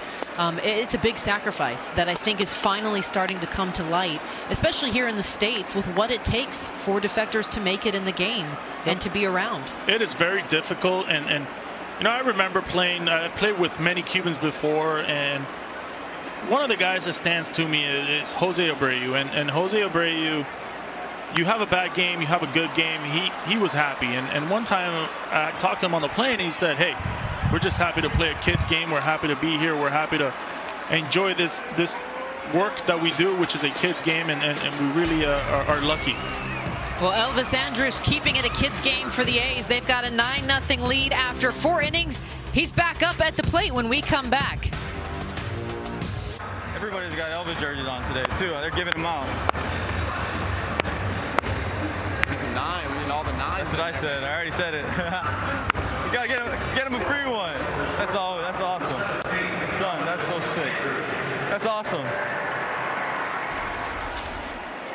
Isiah Kiner-Falefa mic'd up and talking about the man who he came behind, Elvis Andrus. Of course, he was a shortstop for the Rangers before being dealt to Oakland. This is his first time back in the park and in front of fans. They had a bobblehead for him last night, and they have got the Elvis Andrus jerseys for him, according to Izzy, tonight at the park. And just what a special day that it's been for him as he takes a hack here. Jordan Lyles continuing to work for the Rangers, but he even said it. Kyle Gibson took a moment. He stepped away and allowed the fans to come to their feet, truly giving him an ovation at home plate. And he said the emotion took him back. He knew it was going to happen, but he said all the time in the world they could have given him a countdown and it wouldn't have made him ready for that moment in particular. And Isiah Kiner-Falefa with a little bit of an edge as well, though, because when these two were still both in the Rangers system together, Kiner-Falefa had not played shortstop yet. He has moved around a couple times based on where Texas has needed him. And he came out in that budding confidence, said, I'm the best shortstop you've got right now on the roster. That's it. And sure enough, they ended up having him come in, and he was the predecessor to Elvis Andrus. Andrus swings, he gets it down. 3 for 3 day Elvis Andrus, a leadoff single. And man, has he left the building for the Rangers here. Take a look at his 12 seasons playing for Texas. Again, came over in the deal. Mark Teixeira with the Braves, 2-time All-Star selection, runner-up Rookie of the Year. First in steals, second in total games played, and those are going to be some tough numbers to chase. 893 runs. You want to know how good Elvis Andrus is? He got spread. He got sushi spread last night for both teams to thank him for the night he had in Arlington. That sounds pretty on par with Elvis Andrus. That's who he is as a person. Absolutely. That's who he is as a teammate.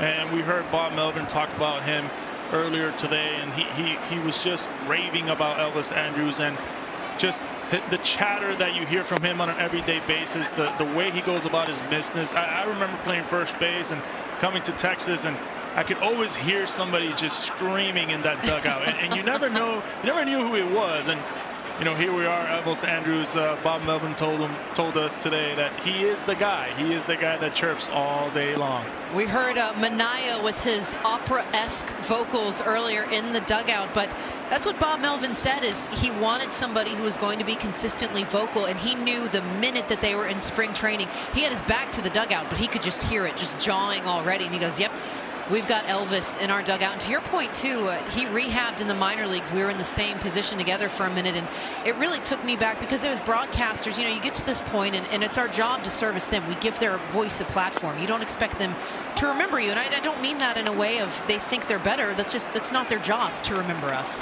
And he came up, and not only did he take the time to explain the rehab and what he was going through, but said, you know, I took some time to read about you as well, and what you've been doing is really cool. And it left me without words to even say back to him. It just, the first moment of having that recognition of somebody being on the same level as them, but the time he takes is fantastic, and it's top to bottom. He doesn't care who you are. Yeah, there was a point there that you would come into to play the Rangers, and it was Adrian Beltre, and Elvis Andrus, right? They were the face of that franchise for a while, and I know that at times Elvis got a little bit of criticism, whether it was his defense or his hitting. But when we look at this guy in that clubhouse, and you talk to other players about Elvis Andrus, he is a complete package. He is a leader, and most of all, he is a winner. Well, he's with a winning team right now, 9-0 Oakland, and looking for more. Skye Bolt still trying to grow into his rookie shoes as he takes a swing. One down and back to the top of the lineup. Well, new to the MLB Game of the Week for the 2021 season is the YouTube Player of the Game, where fans watching on mobile devices and computers can vote for which player will receive the trophy during the post-game show. Stay tuned for the Player of the Game polling options later on in the show. And man, how do you argue last week? Shohei Ohtani, he may be getting the YouTube Player of the Year with the way that he is performing so far.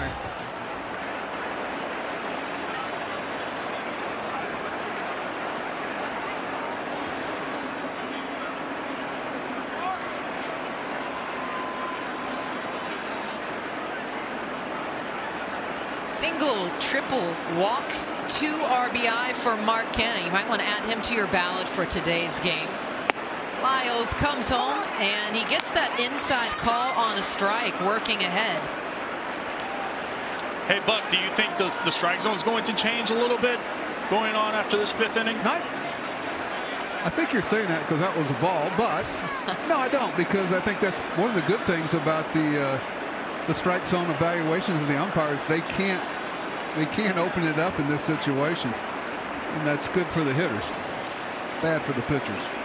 I always felt like the veteran umpires, which we see one here today with Andy Fletcher behind home plate, open up the strike zone when the game was out of reach like this. And I think as a player, you were okay with that. You were okay with them opening it up a little bit and getting this rhythm of a game flow going a little bit faster than what you would more likely see on an every night basis.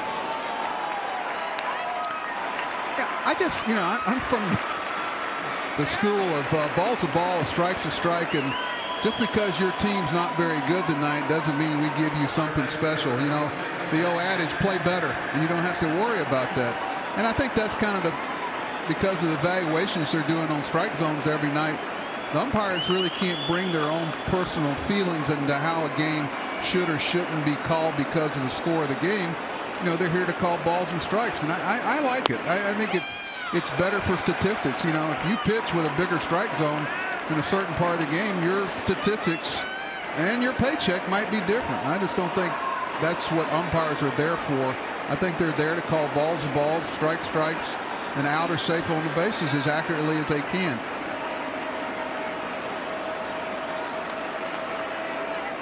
Oh, 1 in to Matt Chapman.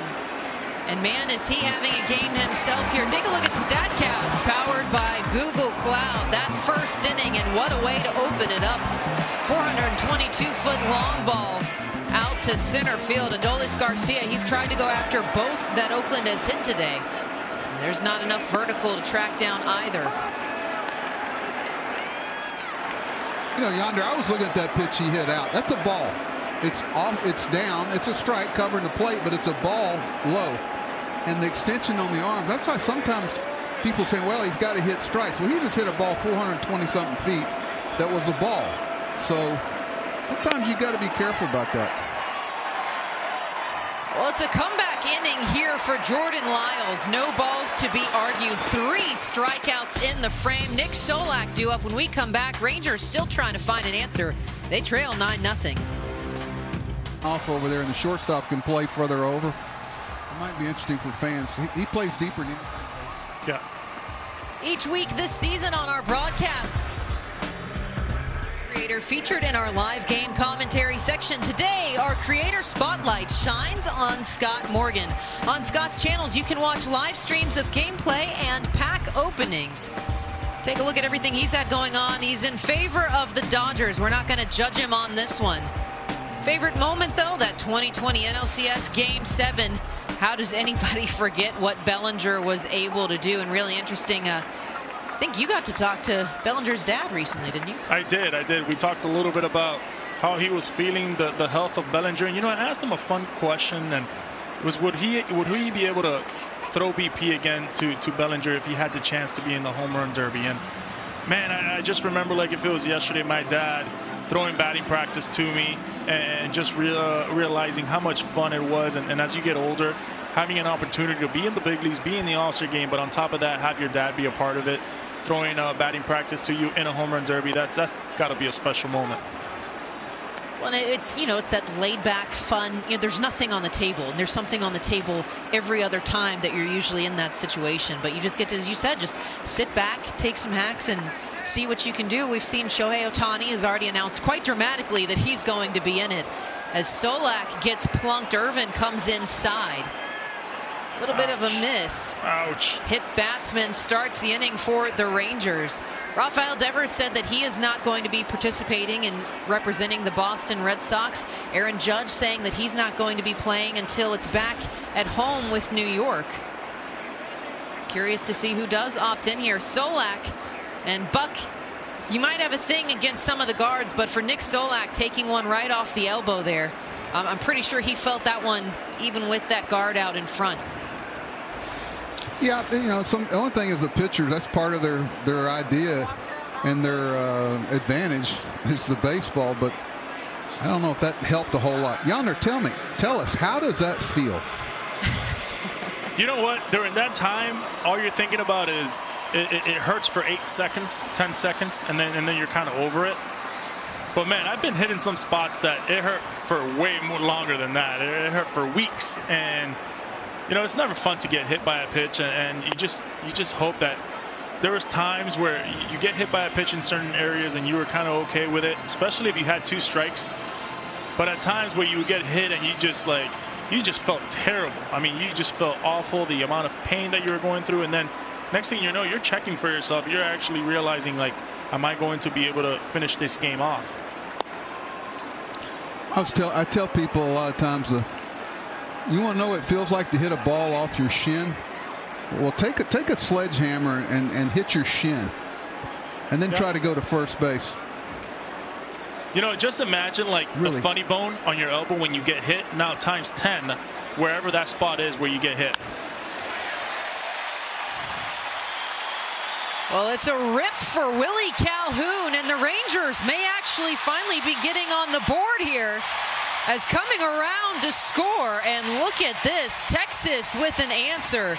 Nick Solak reached on the hit by pitch. Willie Calhoun from the left side with an RBI double.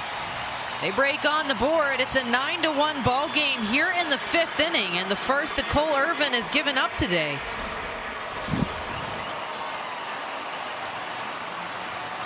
It's a great piece of hitting. Just block it over to left field. They got some interesting dimensions over here. See how the padding's on the inside there? A little surprised that the netting's not on the outside where that ball will release. They got a different issue down the right field line, but not an issue. It's just a different nuance. And if you're advanced meeting or whatever, you need to tell your fielders. The shortstop and second baseman have to go after those balls because they don't go down like balls normally do. They hit and stick because a lot of times the padding's, on the field side. And we talk about shift nowadays, and I guarantee you that runner doesn't score if there's not a shift. You saw Elvis Andrus right there on top of that ball, but he probably was shifted. And I wanted to ask you, Buck, about the shift, and in regards to a ball like that where a hitter is just blocking that pitch and there's a huge hole right there.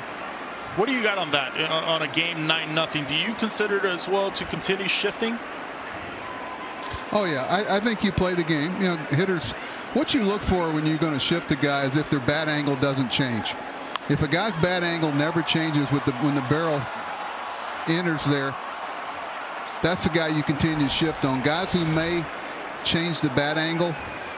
See how this ball sticks there? Because the padding's on the outside. Normally that padding's on the other side of the netting. But if you did that, it would have released over into left field. But if you check the bat angle with 2 strikes, those are the guys that you got to think about straightening up on.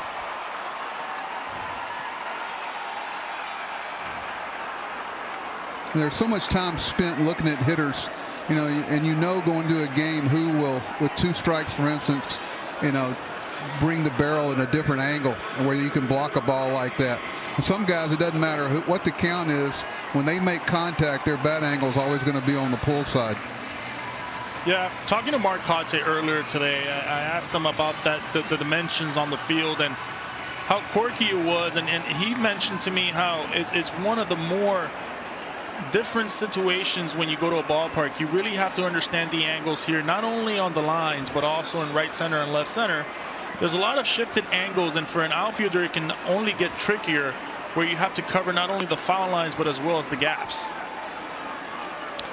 Yeah, this ballpark is a basic copy, with the exception of the height of the fence in left field, of the old ballpark, and they've tried to keep the nuances.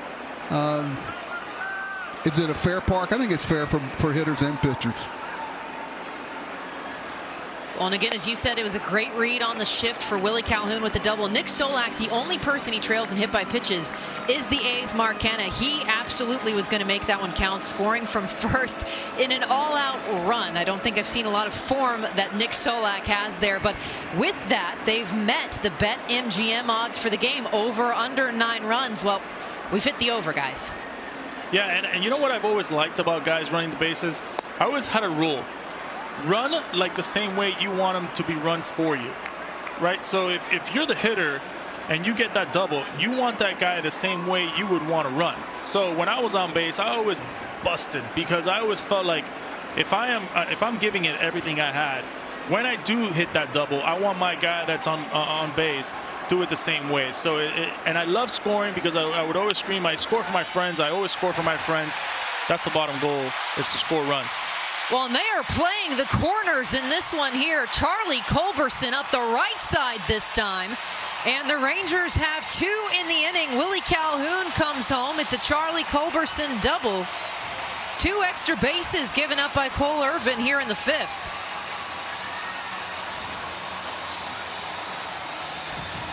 Yonder, that's a beautiful thing. You ever had one of those off your fist or off the end? Ain't nothing the other better, way? man. Ain't nothing better than that right there. That's a double in the paper tomorrow. That's right. I always like those, and I always like the bunt singles, right? Where the swinging singles for a bunt, where you just cue it off the end of the bat and it rolls to third base and there's no play for anybody at all. But for Charlie Culberson right there, a journeyman who came in with the Dodgers and spent some big years with the Braves, I love that he's getting a chance here with the Texas Rangers. He's been platooning a little bit and playing some third base, a little bit of second base. A guy who can absolutely kill lefties his whole career, basically. And this year, even more, he's hitting over 330 off of them. I really like when he does this thing and he's getting that opportunity here with the Texas Rangers. Well, and he had a chance. He played for the hometown. He grew up in Georgia. He played for the Braves for a little bit. And by the way, he's had 5 pitching appearances in his career. But we've got the results to the YouTube fan poll here. Which of these AL players has the most surprising hot start? With Izzy at the plate right now, we hate to tell him he didn't take the poll away. But he's still got a chance to prove it here as he takes a healthy hack. It falls into center field, though. Scooping the out, advancing into third on the play goes Charlie Culberson. So an out, but he still moves the runner 90 feet from home. So take another look here. Matt Olson just barely edged out by Adolis Garcia. And really, it's been amazing to watch, because as much as the Rangers have scuffled this season, I feel like you can't keep Garcia's name out of the headlines. And it's a base of that is the story, but it's just what he has been able to do this year with this team. Yeah, and I think it's a little bit surprising that Matt Olson got so many votes on that. I mean, this is a guy who has been known to have really good numbers, right? But for a guy like Adolis Garcia, the storyline is where it starts off. The person, the ability to hit, the ability to defend, the ability to just be what we call a baseball player in our world. That is a special thing. Man, I root for this guy a lot. He's got tremendous bat speed. He's got a great mindset, and the work ethic really shows. And I hope I see him in the All-Star game. I have a feeling that we will. Cole Irvin's trying to put this one away. He's got 2 outs, but a runner at third. The Rangers shut out no more. Doubles from Charlie Culberson and Willie Calhoun. They've got a touchdown to make up for here, but Eli White already had in the count 2 balls and no strikes. And White's another guy, again, a young piece. He's still trying to find himself. The big focus was really bringing out his athleticism, and that's something you're kind of hearing more in the game, is just the overall athlete as he takes a hack. This one drops in for a base hit. It evades Kana. Culberson walks home, and he'll hold up at second base. 3 doubles in the inning. Eli White finds it here. He's gone back-to-back now in plate appearances. 9-3, A's still with a pretty big lead. Yeah, just a bad judgment call right there by Mark Hanna. You have to play reserve right there. You have to understand it's either an all-out or just nothing at all, and continue to just get that hit and keep that runner at bay at first base. So for me, Mark Hanna right there, just a bad decision, especially with that turf not being his hometown, his home field. You just don't know how it's going to kick back. That's very impressive that the center fielder's there. He's playing over in right center. I can't tell you how many guys would not have been there, and that would have been a triple. That's impressive for him to get all the way over and back up his teammate. A lot of guys don't do that. Skye Bolt has been known for his athleticism, known for his speed. Known for the name as well. Mom was a beauty queen. Dad was an athlete. They got together and said, when we have a kid, his name just has to be stellar. I think they nailed it. Swing here, and it is a hit parade off of Irvin here in the 5th inning. Here comes Eli White, and the Rangers are finding their groove here against Cole Irvin. Adolis Garcia, his first hit of the ball game. It goes for an RBI. It's 9-4.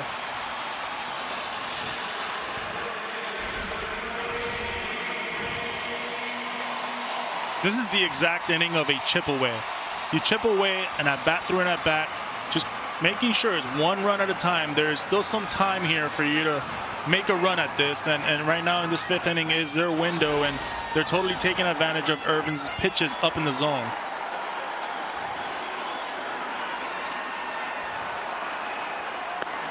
Still with 2 outs, but Irvin here is scuffling in the 5th.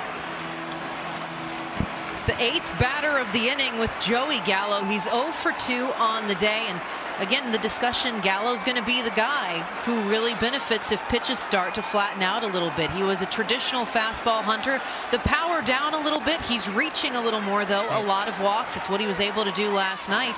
But it's not the typical Joey Gallo we've been used to hearing over the years with just these bomb out of the park calls. Yeah, and he's a hitter who likes to get out in front on balls. He likes to extend his hands, but what I've liked about him that he's still getting on base, right? He's still getting his walk as much as he's getting his strikeouts. But listen, this is a threat, and this is who he is, and this is who the type of person he is, where he'd rather take you deep than hit a ground ball to shortstop. That's just who the player is, and that's what I like about him. But what I really have admired from him is the ability to just walk as well. He has a very high on-base percentage, which you don't see with a guy who is a slugger at times. You tend to not have that walk right there. But for Joey Gallo, he's got to be able to have a good pitch selection and be able to just be consistent with his swing. He's worked into What is it about the 5th inning? What is it about the 5th inning that it's like the inning of decision? Obviously, you got to get 5 to get a W. But it's funny, through the years, this has been the inning that a lot of pitchers have an issue with. Well, Buck, we thought you were going to be able to tell us what's up with the 5th inning. I mean, come on now. You've got the playbook here. Well, if I did, I wouldn't be sitting up here. You know, we talk about 1-1 counts. For a manager, the 5th inning is that 1-1 count. And you really want to be able to win these innings. And there's nothing more stressful than, a 5-run lead right now, 2 outs, and there is a huge rally going on right now in the middle of this game with Irvin with 6 pitches. And he loses them here. Texas Rangers looking to get back and even things out. They've still got some work to be done. But again, Gallo with the walk.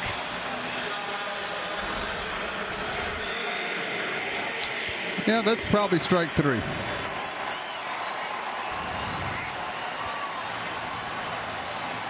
Four-seam just on the outside there. More than not, that's a strike. Yep. 67 pitches for Cole Irvin. Bob Melvin has been pacing. Right-hander Birch Smith is up in the A's bullpen. Irvin's got 2 men on, but 2 out. 9th man here, Andy Ibanez, who has spent most of the season with AAA. He did lose a lot of May with a strain as he was swinging through a pitch. But they were looking for a way to revitalize this team, bring some life into the lineup. And did he ever do that yesterday with his first career home run? He swings, and this one gets gobbled up by the A's infield. They finally bring it to a close. The 4-3 put out, but all 9 come to the plate for Texas. They cut the lead 9-4. Matt Olson leads off when we come back with the 6th inning. Game 2, Oakland and Texas. Well, you can push your favorite players to the top this summer with the 2021 Google MLB All-Star Ballot. Vote daily at MLB.com/vote and on Google by searching MLB All-Star Vote to send them to Colorado. Isaiah Kiner-Falefa, the shortstop for the Rangers, was really pushing hard to get that vote. Here's what he had to say about the ballots. I'm an old school ball player, do things the right way, and I think that goes a long way. You look at guys like Derek Jeter, Ozzie Smith, Omar Vizquel, all the greats. I mean, which one of those had a 1,000 OPS? You know, the game's changing. Guys are hitting more homers, but it doesn't mean that if you're a well-rounded player, you should get snubbed. Well, and Isaiah Kiner-Falefa is someone we've just kept hearing his character, his confidence, and how he's shaped himself as a major league ball player has continued to shift as he finds his way. And I don't think he has any minced words at how he feels about being kind of towards the bottom end of the voting there. But this has also been a discussion for the last couple of years about the fan vote versus the credentials vote. Yeah, I really do believe that the fan vote should be a little bit less than I think it should be more of a player's vote, or even just a media type of vote, type of situation. I always admired when guys in the All-Star game would get voted in by the players, and I remember in 2017 I got voted in by the players, and I felt so honored that the players would vote a player in, and when you have that luxury to understand as a player in depth when a guy can be an All-Star, it doesn't necessarily have to be a guy to hit 30 homers, right? It can be a guy like him, and I think for me he's well deserving of being an All-Star. You look at the WAR. He's on top. Oh, yeah. He's at the leaderboard of WAR when it comes to Falefa.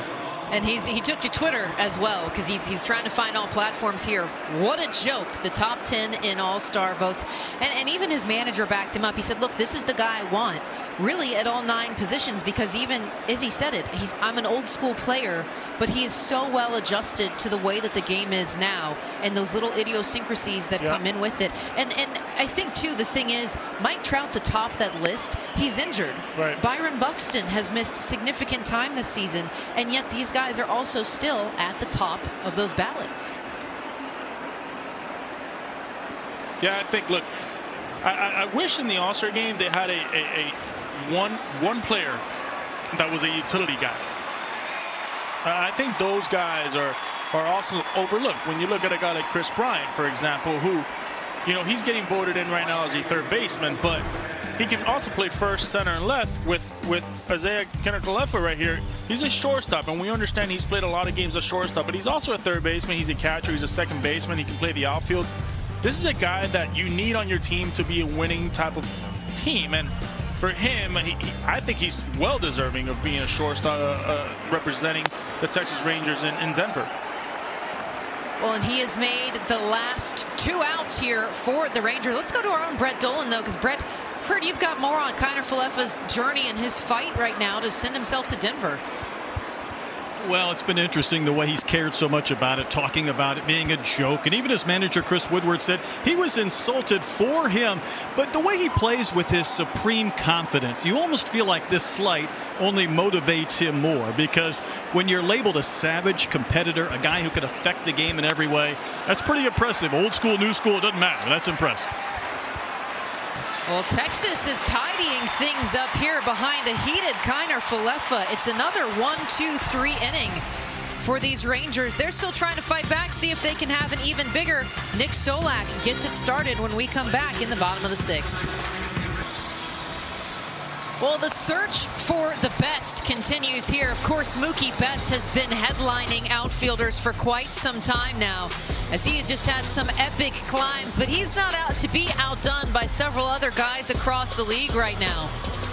Diving, flying, and all over the place. Ramon Laureano, he has had a couple of absolute steals from people this year, breaking hearts, robbing home runs. But outfielders have been on the up and up. Who is the most impressive defensive outfielder right now? JBJ, Ramon Laureano, Mookie, or Byron Buxton? Guys, go ahead and place those votes on the YouTube fan poll, and we'll find out who you think deserves the top spot.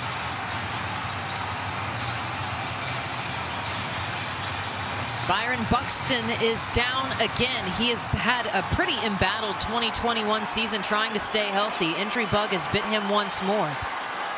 You know what I love most about Ramon Laureano is that he was a two-way player, right? He was an outfielder and a pitcher. I just love his arm. I mean, he's thrown some balls. They've clocked him over 100 miles an hour.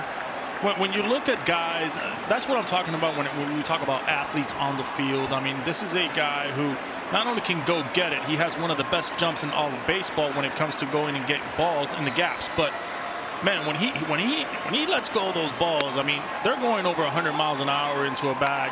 You have no chance to take extra bases on Laureano. You really don't. I mean, we've watched some heartbreakers from him this year where you think surely a ball is either going to fall or get out, and Spider-Man comes in to change the situation. Burch Smith is the reliever in for Oakland. And again, Cole Irvin Dunn, he was really struggling there in the 5th inning. 4 runs to the Rangers as they found their way, nearly cutting the lead in half. But again, just a tremendous amount of run support for Irvin tonight. His last several starts, he's just been trying to find his way, and manager Bob Melvin pointed out, look, he's still a young guy. He doesn't expect him to come in and be perfect right away. They're going to have those growing moments. But he started that rocky 5th inning with the man at the plate, Nick Solak. A hit by pitch to that outer elbow, and man, did he come around from first to score that first run. Yeah, when we talk about Burch Smith, we're talking about a guy with spin rate, right? A guy with a heavy spin rate. He relies heavily on his 4-seamers up in the zone. I played with Burch Smith in his early days in the San Diego Padres, and he was known to have a blazing fastball, 96, 98 miles an hour, and he really has learned how to utilize here that fastball and that pitch and that command with the Oakland A's. Again, he takes over with still a 5-run healthy lead. And a miss outside to Solak.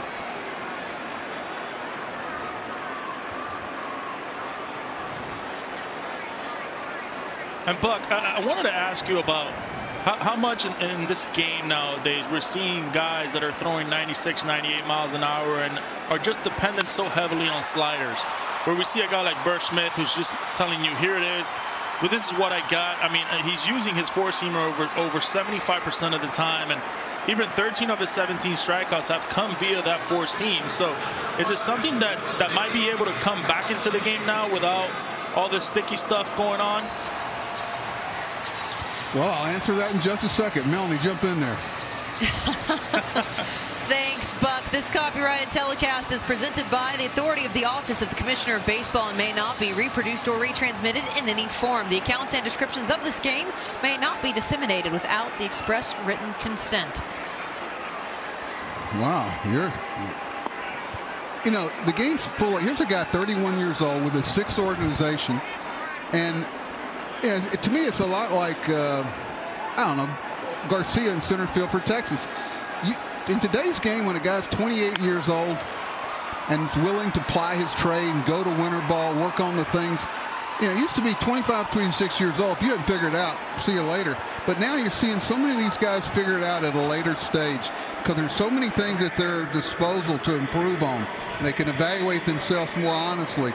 You know, finding out who you are. Burch Smith has figured out who he is. You know, he hadn't quite put it all together, but there's going to be an opportunity if you continue to ply your trade and work at it and try to improve, because there's plenty of ways for them to help them nowadays. You got to be careful about turning the page on these guys who have a lot of want to at that 27, 28-year-old range. If they still have that want to, be careful, because you might make a mistake on letting them go. Yeah, and that's such a good point right there, because, you know, analytics doesn't say that, right? Analytics doesn't have the answer for the heart. And for me as a baseball player, this will forever be a heart type of game and a feel type of game, regardless of the analytics, regardless of all this information you have. When you look at a guy like Burch Smith, or you look at a guy like Garcia for the Rangers, there is a want in there, and there is a big heart in there of wanting to be that guy. And it takes a while. Baseball is not like, you know, basketball. You come in at 19 years old and you're ready to go. Well, Burch Smith defying the odds. 23% fly ball pitcher. He got them all in that inning. Rangers trail the A's 9-4. Jed Lowry leading off when we come back with the 7th. Well, fans, you can step up to the plate, compete online, and crush dingers in MLB Home Run Derby. Download on the App Store and Google Play Store for free today. And MLB Originals Season 2 is live on YouTube with new episodes every week. See your favorite players and learn more about the game you love on youtube.com/MLB. And welcome back in, everybody. Melanie Newman, Yonder Alonso, Buck Showalter, and Brett Dolan. Athletics a 9-4 lead over the Rangers. Jordan Lyles, who again was supposed to start. Now maybe you're thinking he could have started. He's gone a longer distance after Chris Woodward was forced to retire Taylor Hearn through 2/3 of an inning, and Brett DeGuss after an inning and a third. Lyles working here into the 7th. He had a clean 1-2-3 against the A's in the 6th, but it's still A's on top 9-4 in this game 2 of a 4-game series.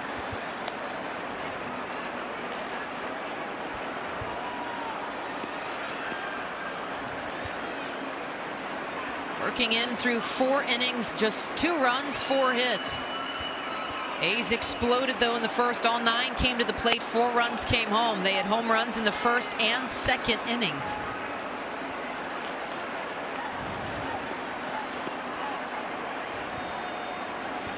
Talk about a change of events, huh? We're looking at a 2nd inning, 3rd inning, and Woodward for the Rangers was just thinking about who he might pitch as a position player in the 9th inning, and here he is with a chance to make another run at this game and maybe tie it up. I mean, this is just how quickly it can happen in the big leagues. Well, and I think too, if you're having a position player pitch again, it's got to be Culberson. He's had 5 appearances on the mound. It sounds like he can kind of hold things together as a 3-1, and it's a deep fly ball, manageable to left center for Adolis Garcia. Lowry retired.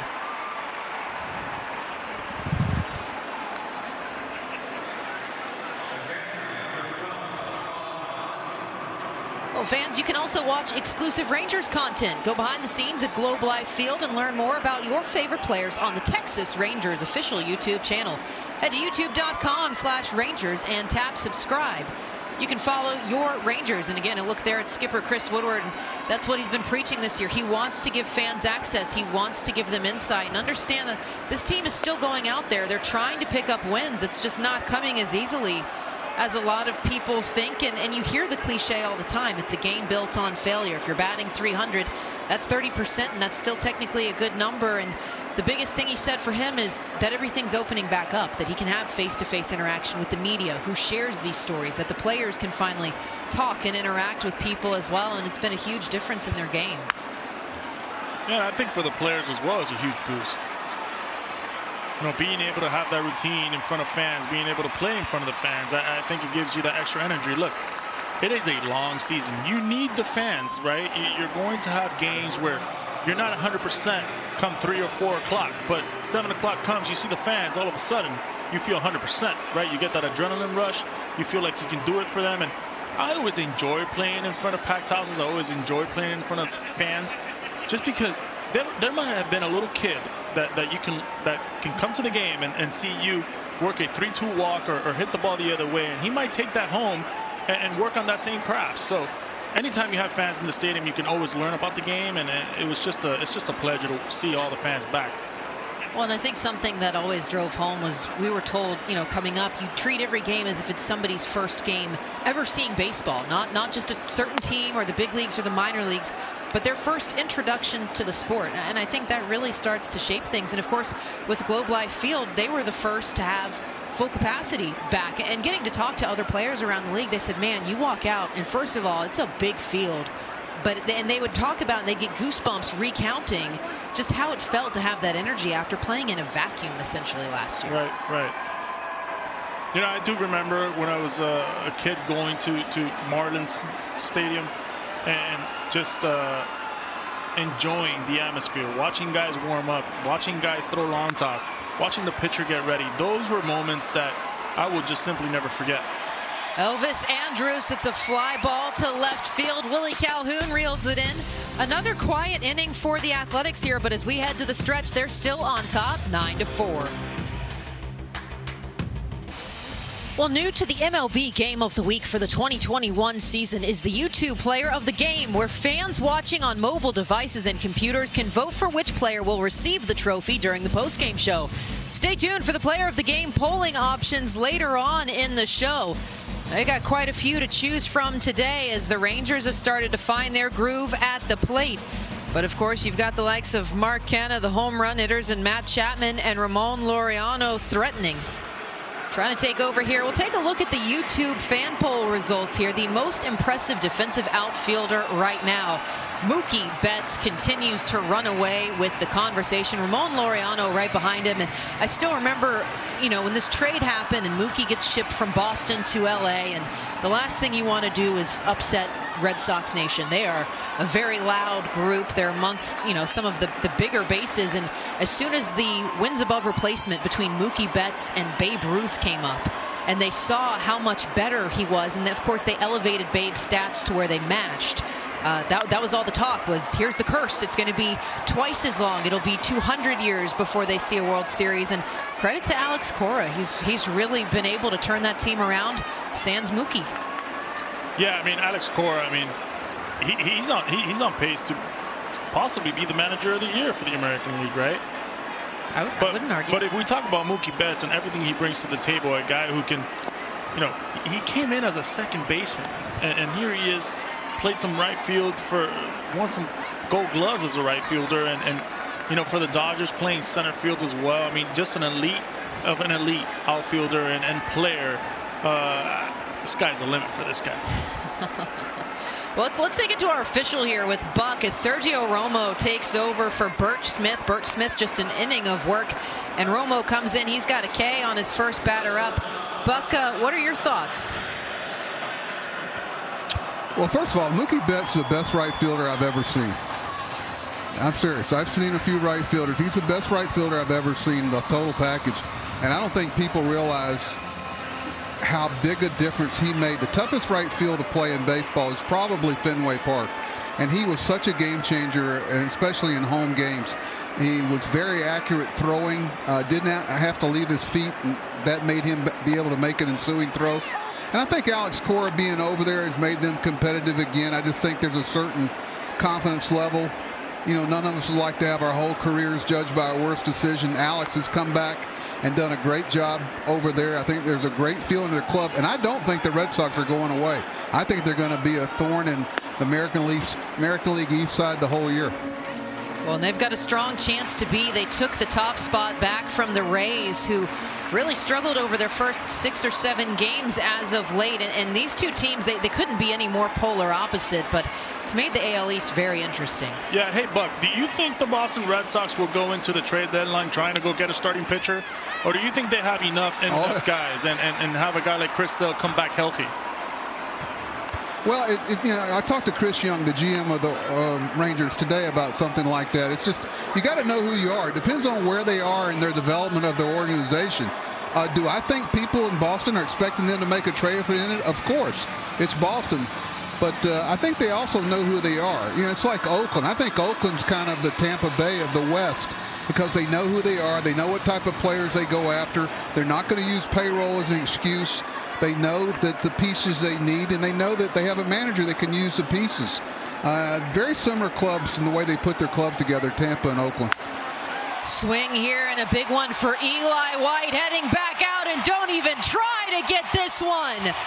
It's an upper deck shot. Eli White with a massive blast. Touch them all. They're within 4, 9-5. 3-hit performance for White today, and he keeps elevating one after the next. Well, he's turning 27 on Saturday, but my goodness, this is a pre-gift to his birthday celebration, an absolute bomb. 440 feet, and you know that's a new park, so you know there aren't a lot of names on the upper deck list yet.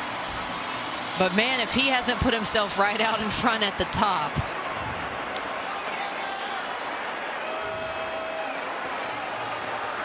And when we talk about bombs, it always comes off breaking balls, right? It feels like you don't hit your furthest balls on a heater.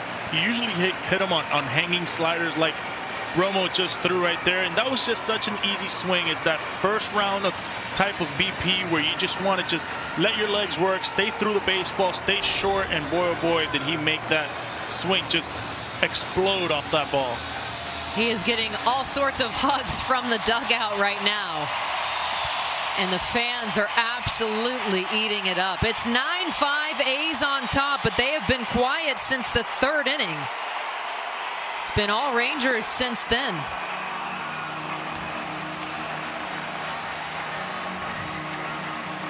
And again, here's Adolis Garcia, the Rangers' strongest candidate, pushing to see his name punched for Denver. 26-game hit streak. He came in today and expanded that with a single in the 5th.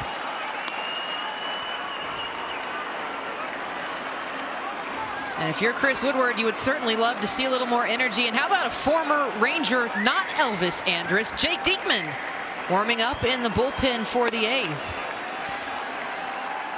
It's a very happy reunion for not only Andrus, but Jake Diekman alongside Mitch Moreland. They all had time with the Rangers.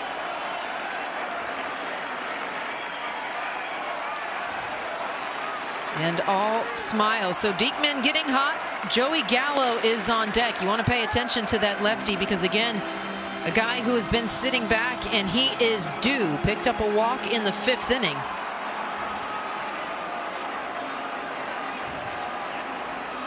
Trying to target a lefty-lefty matchup. Garcia swings, and this one popped up in the infield. And an out for the A's. Won't have to call on Jake Diekman just yet, but a big blast for Eli White. Rangers trailing 9-5. We'll be back with the 8th. Well, Google Cloud is helping to power StatCast with massive amounts of data points to reveal new insights, taking you deeper into the game than ever before. Google Cloud is the official cloud technology of Major League Baseball. We have gotten some very interesting insights thanks to StatCast this evening. Eli White lighting up one of them, a 440-foot blast in the 7th, the Rangers' 5th run of the game. And they are coming in to play those late inning contenders today. Jordan Lyles is back out for the 8th. He gets a foul here from Skye Bolt and a free souvenir for the fans. Hey, Buck, I wanted to ask you, in this situation of the game, top of the 8th for Bowmel and the Oakland A's, what is his thought right now? I mean, you're in Grand Slam range. You're in a position where you can maybe put the game away, but any little bit of an attack here, you're on panic mode, correct? I don't know about panic. I think you got 6 outs to get before they score 4 runs.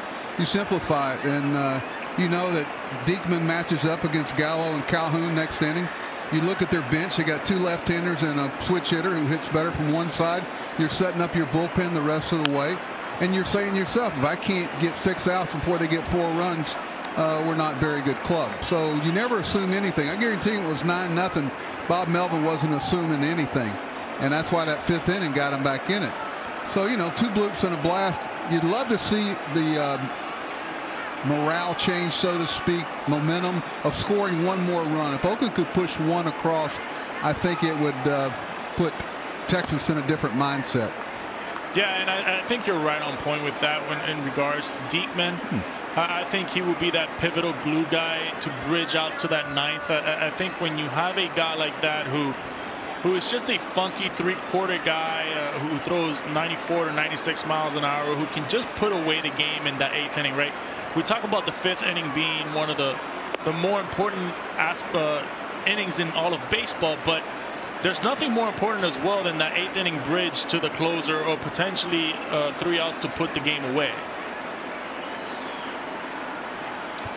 Well, you look at who they would pinch hit for, then how you can combat it. The problem with Oakland's bullpen right now is they only have one left-hander, so you know that Diekman will face two out of the 4 hitters will be left-handed next inning, and also it'll take all his left-handed pinch hitters out of play if he pitches. Now, would you have Diekman warm up and then another guy piggyback right after it to that right? Maybe a different guy like Bedrosian? Well, the problem is when you get to Trevino and Culberson, then you got Holt and Lowe sitting there and Jonah Heim. So it's not so much who they're going to face, but who they might potentially face in a pinch hitting situation. But I'd be surprised if they're set up pretty good. But as long as he's got Diekman up and throwing in the bullpen, sometimes you can throw in the bullpen and change the way a manager thinks, because he can't use any of the left-handed pitch hitters off the bench if he's got Diekman sitting there. But Oakland only has one left-hander in their bullpen now. Well, I guarantee you, you know this. I mean, Bo Mel was thinking about this 2 innings before, right? Well, of course. You better. Believe me, he is. Bob's one of the best. He's the real deal. There's a lot of false narratives sometimes. Bob's the real deal. He's a good one. I was fortunate enough to manage him, and he was one of those guys when he raises.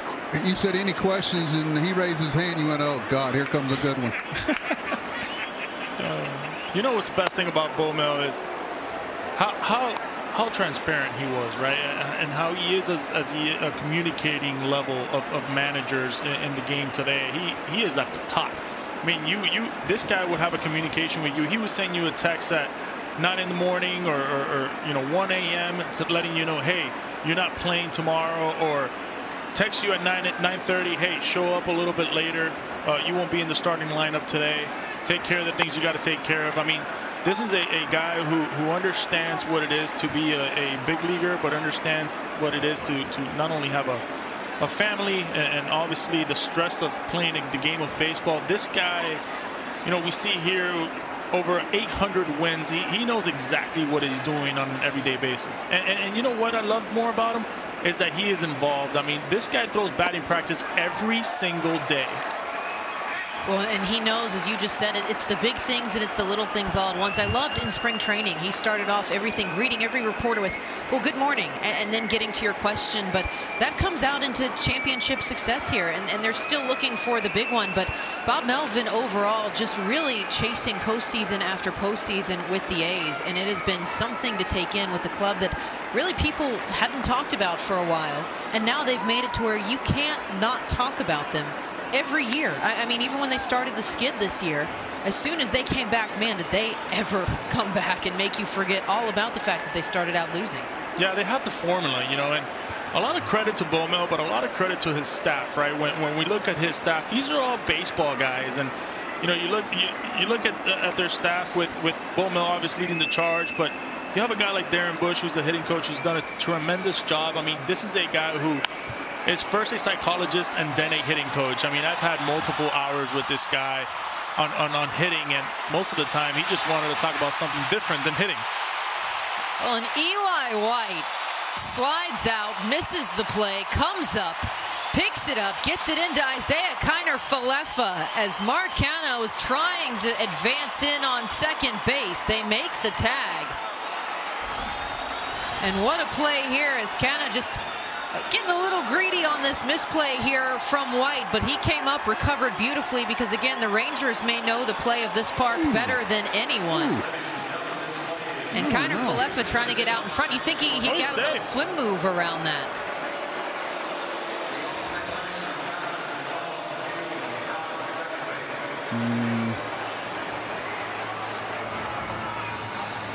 What's the Buck Showalter preliminary read on this play?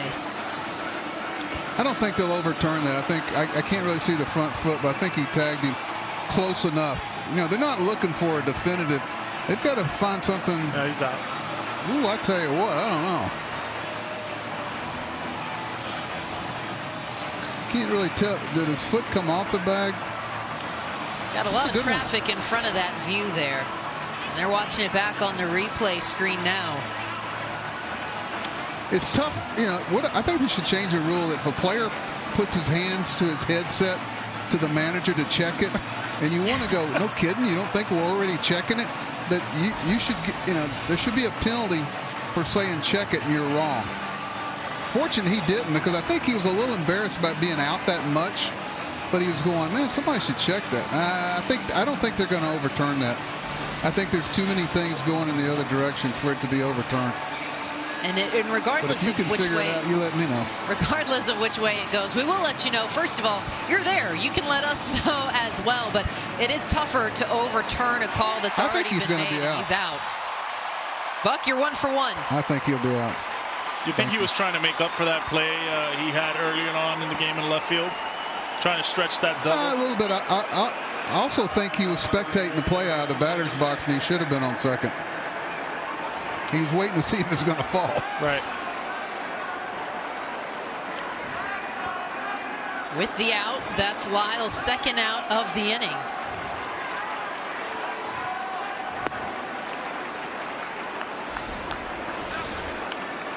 I think he's... That's not bad. I've seen worse. I've seen worse. Yeah. You'd like to say they're all 100%, but you want to see if that ball's going to fall, right?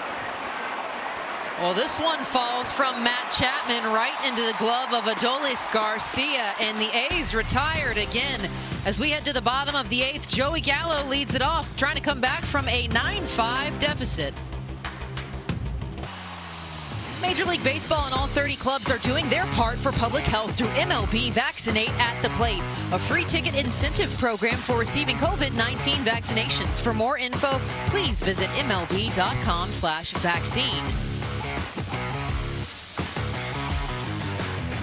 And fans, don't forget, check out the Oakland A's YouTube channel for a glimpse behind the scenes, eye-catching highlights, and some laughs with members of the Green and Gold. Make sure to like and subscribe now at youtube.com/athletics. Athletics still holding on to this one. After they jumped out to an early lead, they have not scored a run since the 3rd, but it was a big 9-run performance through those first 3 innings. And as we suspected back in the 7th, Jake Diekman will take over to retire Sergio Romo, who gave up a home run to Eli White. Diekman starts out with the lefty, Joey Gallo. Gallo 0 for 2 with the walk. He's had 2 in the series, but still trying to find his first hit against Oakland.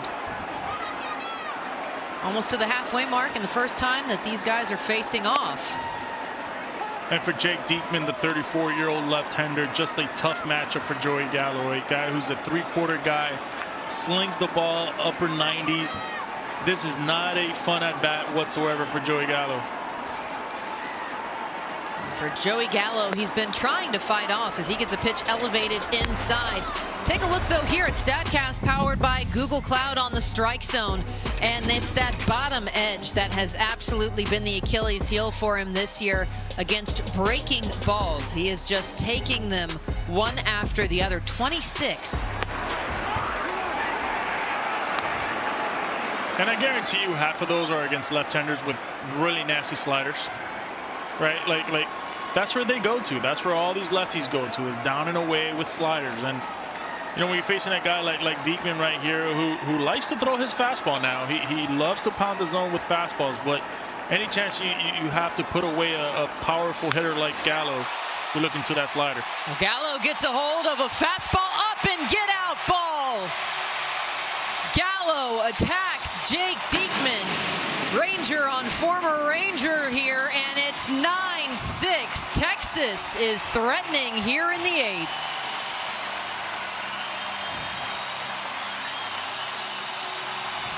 His 8th of 13 against lefties.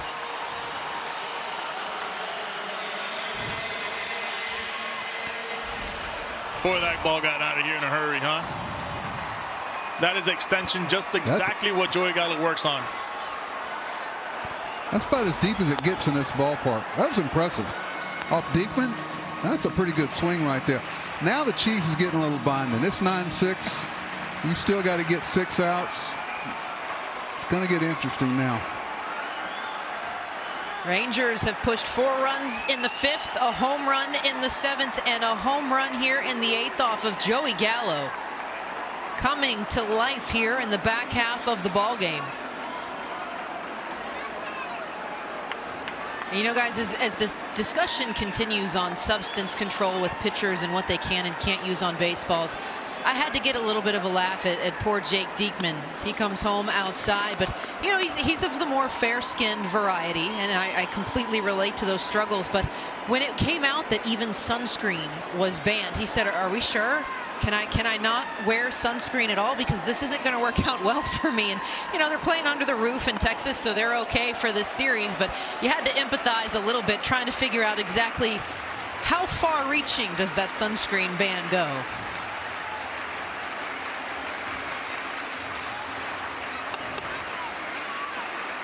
Look, I think personally, I'm okay with guys wearing sunscreen. I'm okay with guys having a little bit of something to control the baseball. Look, there's nothing scarier than facing Diekman, which I have in the past, and getting one in your ribs, okay? Like, that's not fun.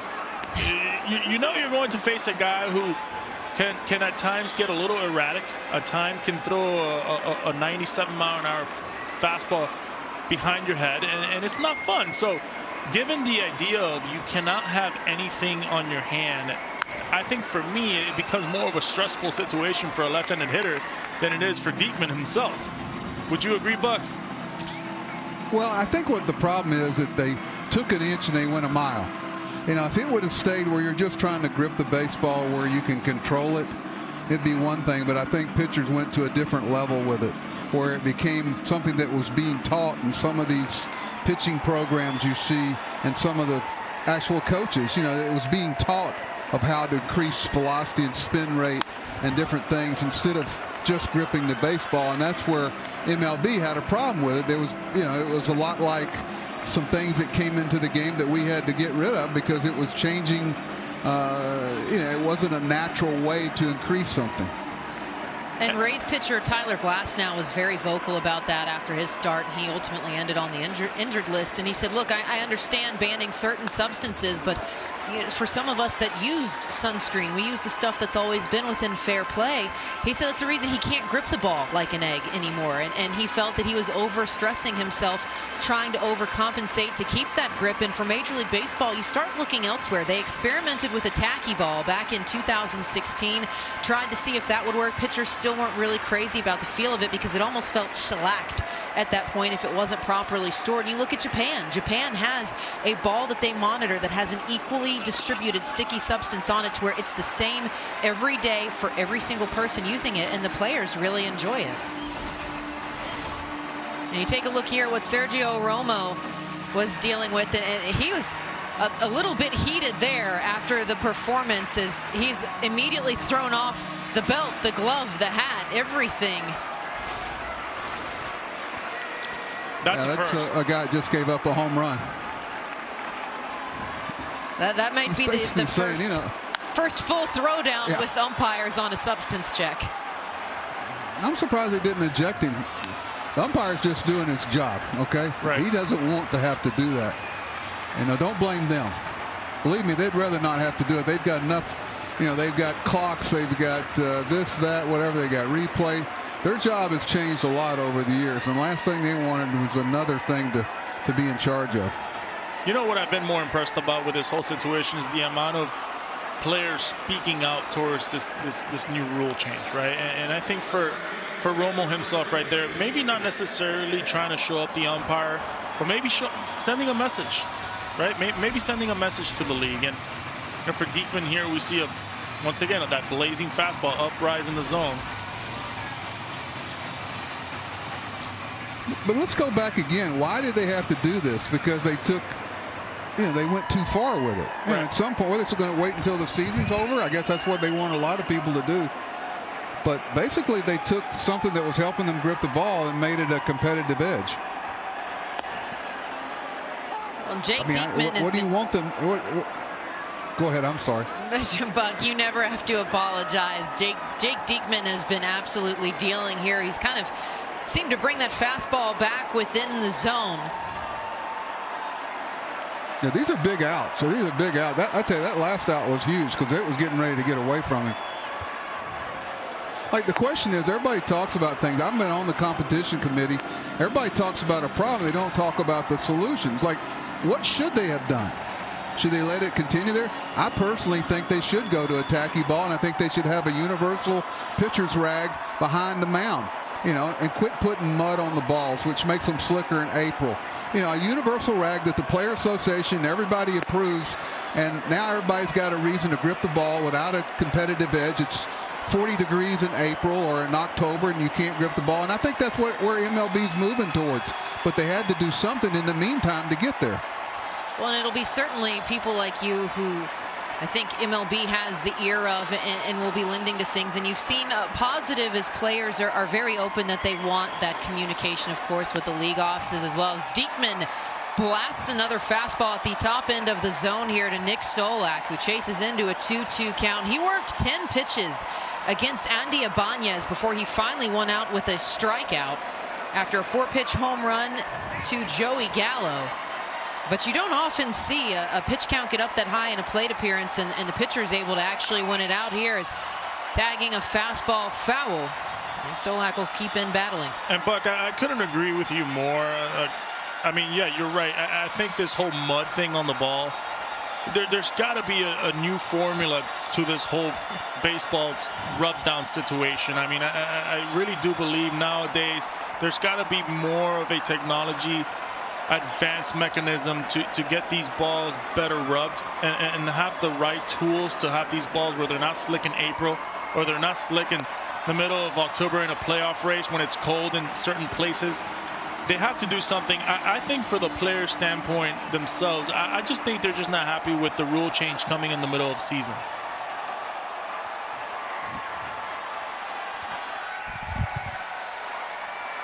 I'll tell you something that Chapman does that nobody else does, Melanie. Chapman plays the deepest third base of anybody in baseball because of the strength of his arm, for one thing. But where he allows his shortstop to play, because of the depth he can play with his plus arm strength, you know, it's 2 to 8 arm strength. He's a 7. No third baseman plays back there.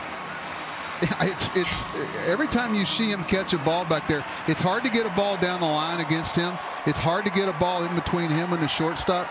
I can't tell you how much more depth and range he has being able to play back there. But there's only one reason he can play back there is because he's got the arm to make the throw. And you take a look at that spray chart here for Nick Solak, and you can see why it's imperative that he be on top of the game, as Solak wins out the battle here. But to go back to see exactly what makes this A's defense so special, you can't overlook the corners of Matt Olson, but particularly Matt Chapman. He had picked up in 2014 that 25th overall selection, already 2 gold gloves to his name, an all-star selection. He's certainly hunting to pick up his 2nd. And all this coming back in from hip surgery, you don't see a ton of players with hip and knee problems who are able to come back and be as defensively effective as Matt Chapman is, and yet he's eating everything alive. I mean, he's that guy that you do kind of put next to a Brooks and say, okay, yep, this is an upper elite level of third baseman. And, you know, we know that he's playing deep, and that's because of his great strength of arm, but a lot of people don't know about Matt Chapman. He also helps the left fielder, because now the left fielder can play 3 steps back. We've seen over and over and time again how good he is with balls being blooped out to him towards that foul line or just blooped over him, how he goes and gets them. I mean, look, this guy is the overall package when it comes to a third baseman. Not only can he hit for power, but a platinum gold glove winner as well. Just a few accolades to carry around, put in your home office. He is special. I mean, look, you look at the game every single day, and he can wow you any given night. But just the presence that he brings any single day at the ballpark is a special one. I mean, this is a guy who takes care of himself. This is a guy who wants everybody to succeed. But when I'm talking about those left fielders, I mean, Chris Davis, who played for the Oakland A's and in 2017, 2018, 2019, he helped him out a ton just because Matt Chapman would play so deep. He didn't have to worry about going after balls on the blue side or on the foul ground. He had all of it covered, and he would let you know, too. He would tell Marcus Semien, anything hit over my head, just don't even run for it. I got it. That's the defense, though, that you want to see these days in that communication. We've seen a lot of spills here because I think you are coming into this newer class of athletes right now, so they're still having to adjust, and a lot more collisions. I think that you just see those in waves. They come cyclically with Major League Baseball as you get the guys who then work more into their veteran years, but he's someone who focuses on the little things as well in a day and age where people just try to be faster and quicker and stronger than everybody else and not focus on the small things that make them great. Chapman's not that person. Taking off now goes Nick Solak. He got him. He spun off Came off the bag. He just had to turn around and say, am I really gone here? Yep. I tell you run there, you better be real sure you're going to be safe. That's a real risk there in a 9-6 game. And Elvis Andrus That's what guys again. do, they just ride him off. This ballpark is set up, Buck, and you've mentioned this very similarly to the last. So for Andrus, it's not much of an adjustment in how it plays. That's what you tell a lot of guys. You call them light sliders, especially the guys that go head first. You tell your middle infielders just carry the tag with them off the bag. That's a little bit, when you start that late, you're going to come off the bag some. Yeah, and you're That's right a about real that. risk. That's a big risk. That's that sliding too late, right? Is that what that is? Yep. That's what makes it, when you slide earlier, you can stay connected to the bag. When you have a late slide, that's a real risky play there. And I think that's another one they're not going to overturn. Well, and Jake Diekman looking on. His pitch count has been creeping up here in his first inning of work in the 8th. 27 already, a home run, strikeout, and then the walk to Solak. He was in the middle of battling Willie Calhoun when Solak took off. Lou Trevino is up for the A's in the bullpen, but another look at this play. Solak tried to swim the foot in and around the tag. Why do managers get 30 seconds and New York gets 2 minutes, Yonder? That's not for me to ask or answer. You talking about pressure? The pressure's on the guy up in the video room that's got like 15 or 20 seconds to tell him yes or That's no. pressure. That's pressure. And I told our guys, listen, I need to know. Now, if you're wrong 20 times in a row, we'll find somebody else. Well, the fans feel that it's a wrong call, but he's out nonetheless. It's the second out, and just the third runner in 21 attempts for Sean Murphy to take care of this year. And that's why I was so surprised there, because now they would have the tie and run at the plate. I'm sure Bob's going to make a change now to go to the right-hander.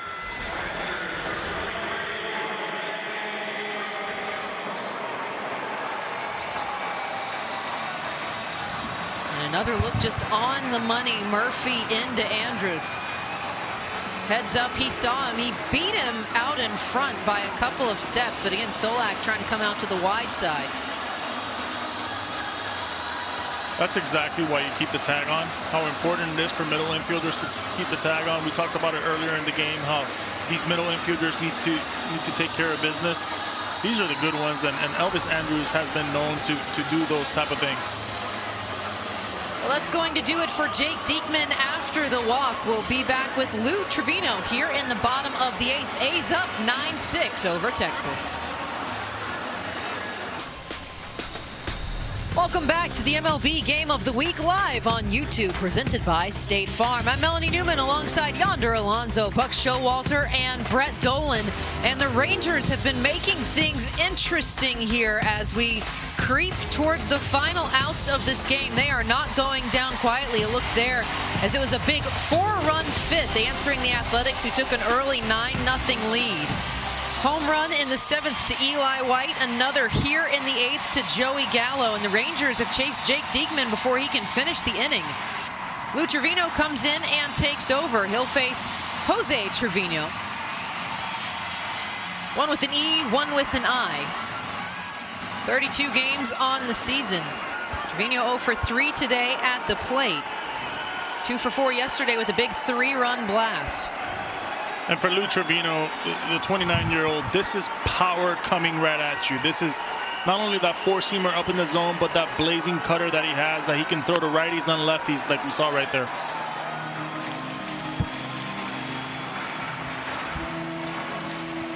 Nate Lowe is on deck for Charlie Culberson's spot. And but Buck, I gotta ask you, in this type of situation right here with 2 outs, I mean, this could be the most important at-bat of the game. Trevino swings and he drives it into shallow center field. Skye Bolt comes on and he makes it no part of the game. Oakland gets out of it, but it's another one back on the board for the Rangers. They trail 9-6. Ninth inning coming up with Matt Olson.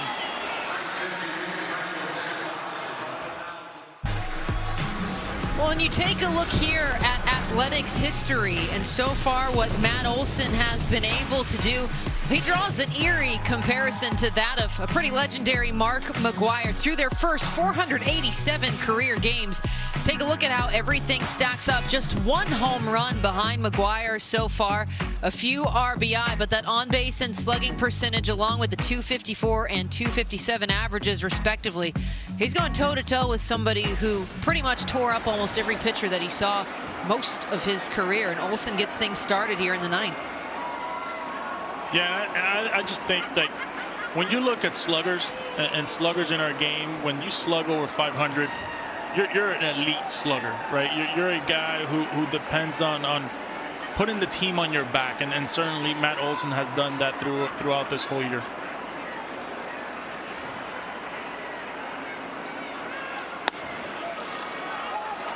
Buck, how does it feel when you have a type of slugger like that with Matt Olson? I mean, is it just so easy to put on in the lineup every single day, knowing that he can just win a game for you every night?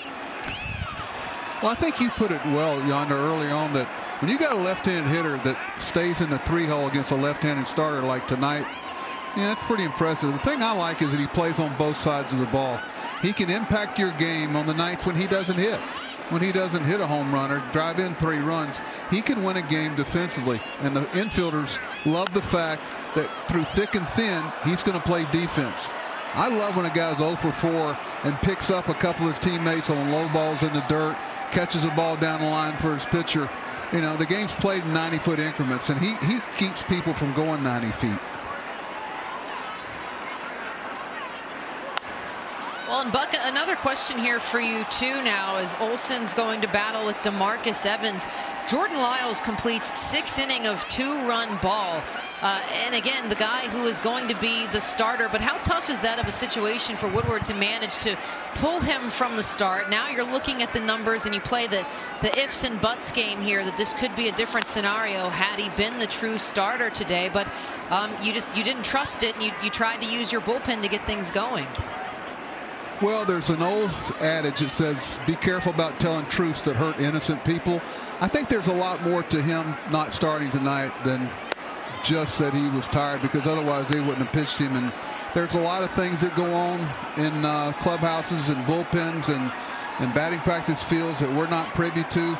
Chris Woodward's a good manager, and if he chose not to pitch Lyle, he had a real good reason, I'll bet you. So, you know, playing the what-if game with that, I think there was a message where they are as an organization and what they're trying to establish here and the type of people they want to surround themselves with.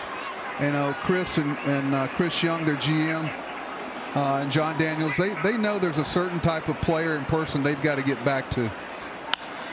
Well, the payoff pitch into Matt Olson, diving, and a miss for Adolis Garcia. Olson reaches safely, digs in, and arrives at second. And the A's feeling a little bit of pressure as Texas has pushed 6 runs. They're within 3. But Garcia with a tough read there, but he gets a knock off of the 27th Rangers prospect. You know, and that's how you hit 300 in this league. You're down 0-2, you battle the count to 3-2, and you choke up a little bit, which we've heard Bob Melvin do. Talk about Matt Olson saying how he does choke up on times, and he does want to be a complete hitter. And we see just a pure hitter right there going to work with his 18th double of the season. Just doing the little things. Melanie, you know what's interesting tonight? We've seen 3 or 4 outfitters dive for balls. I know 3 that have gotten by them. That tells you how good the AstroTurf is nowadays. It's so much better. Years ago, if you dove 3 times on AstroTurf, you'd probably have at least 1 or 2 of them on the disabled list. The turf on this field is so good. You're not diving anymore. At one time, you're not. No. If you see a teammate dive and you see the impact that does to somebody, you're staying away from that. I think they made a great decision. They made a great decision going into artificial grass here. It's so hard to get. You can put grass here, but the root system to play baseball on is really hard to develop because of the shadows and stuff. And the turf they're making today is outstanding. And you can really pattern your team towards the field you play on, and that's what Chris Young and Chris Woodard are trying to do here. So you're coming up wearing essentially motorcycle jackets to avoid all sorts of nasty stuff diving on the original turf there. But I mean, sports science really has just come leaps and bounds in every aspect. And you see a lot of it, especially as advanced statistics open up on the back end because of how much they're able to go in and look at nowadays. Buck, when you talk about building a team for the stadium, do you talk about a team like the Texas Rangers being similar to those Kansas City Royals years where they had that speed and that power pitching and back end of the bullpen dominance? Or do you talk more about a slugging type of team? Yes and no, because I think a lot depends on, those teams played on, those fields were so fast. The turf can slow the game down. They figured out how to slow the ball down in Tampa. You look at the 3 dome stadiums, right. I mean, indoor stadiums with roof. Toronto can't get back home yet. But there's a real advantage there if you take advantage of it. It's so much more spongy and soft than it used to be. Some people tell you it's healthier to play on that than it is on grass. The stuff that they're making nowadays in football, there's different cuts of it. You can slow the ball down as much as you want to. You can take the bounce out of it. And I think you're going to see a certain type of player identified for the Rangers as they go forward that's going to fit this ballpark. And it's a way to put a good club together. And I think Chris Young and Chris Woodard are going to embrace that. And those are the benefits of having good turf. You tend to save your body a lot more. Base hit, Ramon Laureano, and the Athletics, who have been quiet here, push a drive out to left field, and runners on the corners here against the young DeMarcus Evans. Matt Olson advances to third.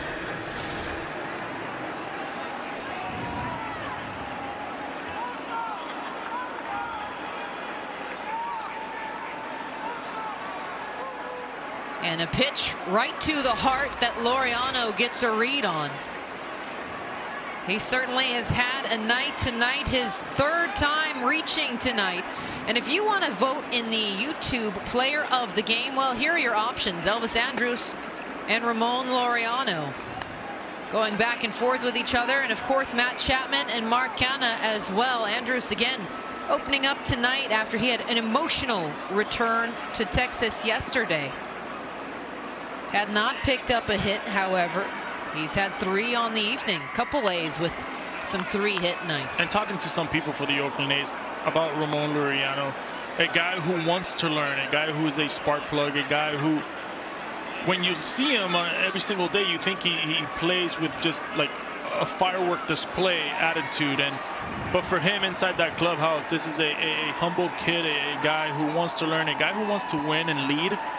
But man, oh man, does he bring it. Is he exciting to watch any single day. And going back a little bit to Matt Olson in regards to the at-bat that he had, right? Now you're putting runners on into that 1st and 3rd. Now you can put the game out of reach for the Texas Rangers.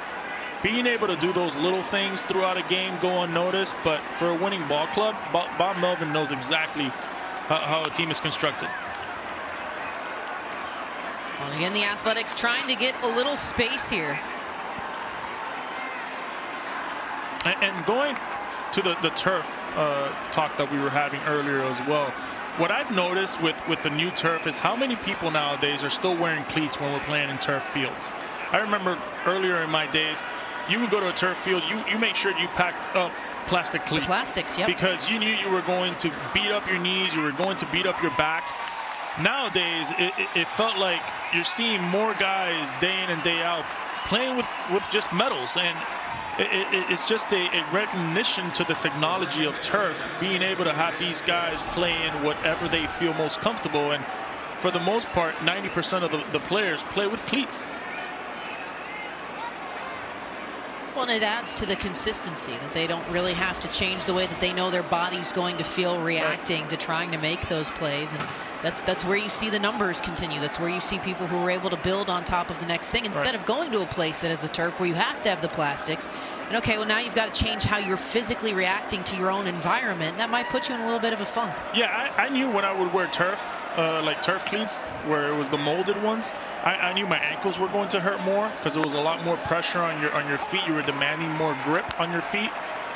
As where when you have cleats, you don't demand so much with the grip. You know the cleats are supporting that grip, and it's just a nice level of playing field. You know that your body will feel the same way waking up every single day, and understanding that what you have going into a game with a turf stadium is still the same as just having a regular surface. DeMarcus Evans with a strikeout. He's had 4 straight strikes. He goes into his motions, but a late time called at the plate by Jed Lowry. Picked up a walk in the first inning, still looking for his first hit of the ball game.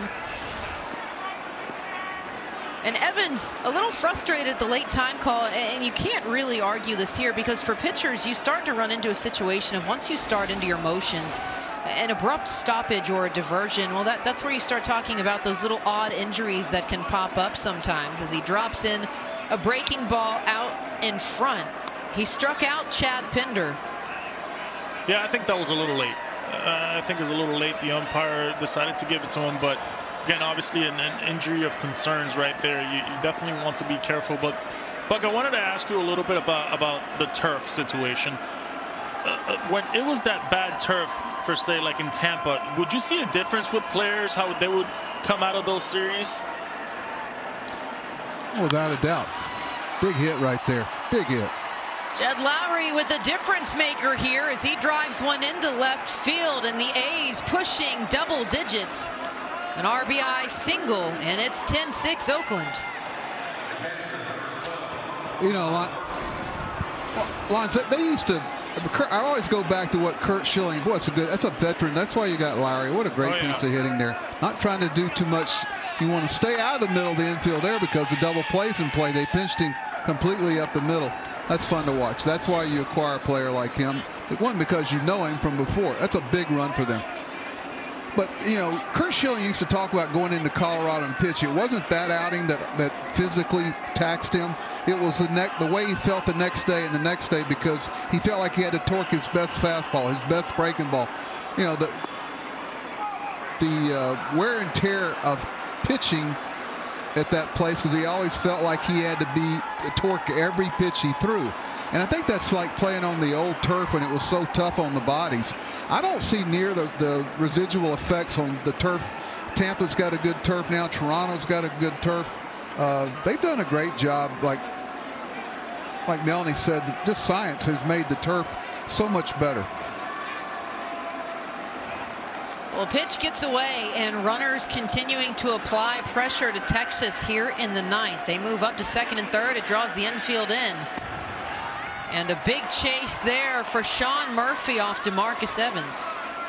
Buck, this is a situation right now where I don't necessarily need to put my A swing on a ball. This is a situation here where I need to get just something up in the zone and make it where it's that first round of batting practice, where you try to hit just a ground ball to second base. And clearly with the shift, I mean, you have the second baseman almost behind the pitcher. They're pretty much essentially giving you a run. You treat this like a get a guy over type of situation, and you just don't necessarily need to bring all of them in. You don't have to try to go for a homer here. You just have to put the ball in play. And good hitters tend to have a knack for RBIs, because the good hitters just don't try to do too much in situations like this. Yeah. Well, Laureano's going to score on a ground ball to second base. I'm not sure why the second baseman's playing there.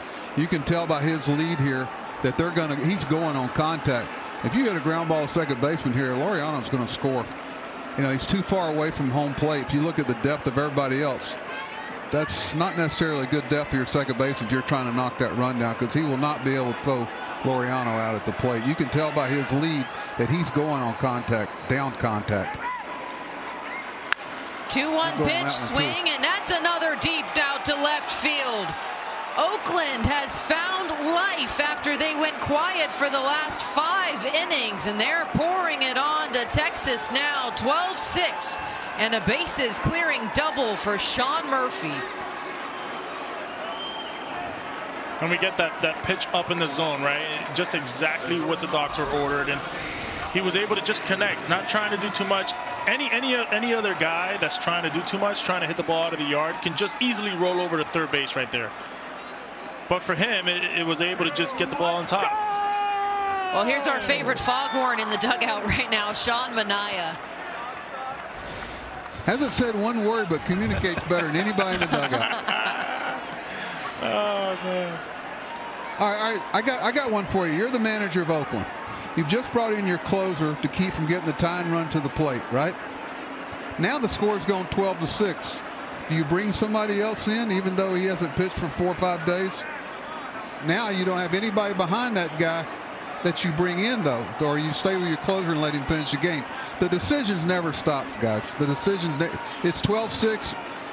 Bob Melvin, everything's okay? No, he's trying to figure out if he can save some wear and tear on his closer right now. Yeah, I think that's the right call, right? You always want to stay away from the closer if it's not a safe situation. I've seen time and time That's what they're talking about right now. Yeah, 100%. I've seen time and time again where you bring a guy in because he hasn't gotten his work in, and guess what? It might be his worst outing of the year. So I think for me, is a situation where Bob Melvin has been in this situation plenty before, and you always try to give a closer his role, and that's closing out games when needed most. And if it's a 10-game span where you don't pitch, you know what? They might use you for 10 games in a row, and those are all 10-game situation saves that you need. And you know, when you have your best weapon and you can kind of keep them fresh, listen, tomorrow you can go out there and throw a flat ground for all I care. You know, it doesn't matter. So for me, I think you save your closer at all times as much as possible, because when you do need him, you're praying that he comes into the game, because that's your best weapon.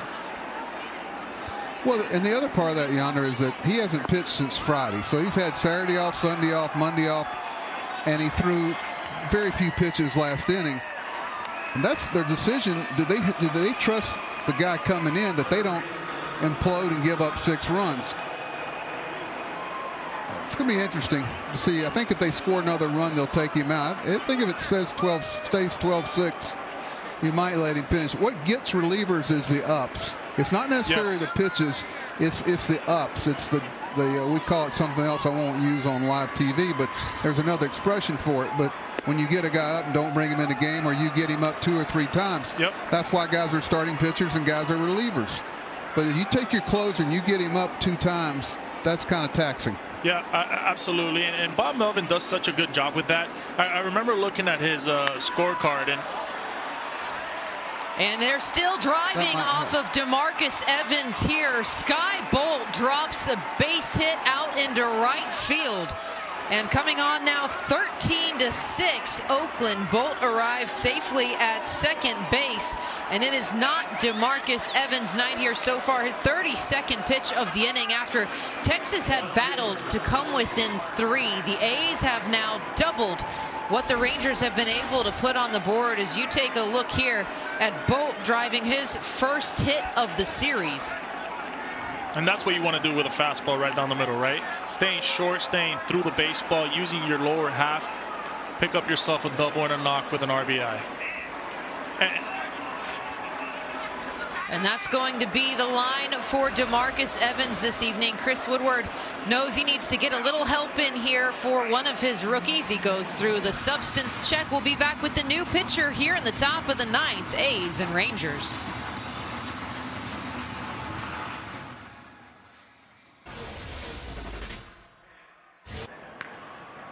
Go! The legend of Sean Turfy. The skies have opened and bolts of runs have come through. No. Well, guys, I think I'm going to make Sean Manaea scream from the dugout. I guess you can call it a victory screech, my new alarm clock, because if that doesn't get you moving, I don't know that you're going to be coming up at all. I mean, just look at, they've got a thumb war going on right now. You want to talk about keeping it loose in the dugout. That might be the next hard-hitting question for the Athletics beat writers is, who's the best thumb war athlete in that dugout? Anything to stay locked in here as Spencer Patton comes on to shell out DeMarcus Evans. He worked himself into quite a jam. His only 2 outs came on strikeouts. But for the A's, they've now hit 15 hits this evening. That's a new season high. 13 runs ties their season high. As this went 9-6, 13-6 pretty quickly here in the 9th. Double, single, single, double, and another double to boot. Spencer Patton, just his 7th appearance on the season. 6'1" product of South Illinois, Edwardsville. He inherits the runner at second, but he's also got 2 outs to work with. And the 33-year-old has pitched really, really well. I mean, for me, he's a fastball slider type of guy. Loves his slider, and you know he's got a good one. It's definitely a plus pitch.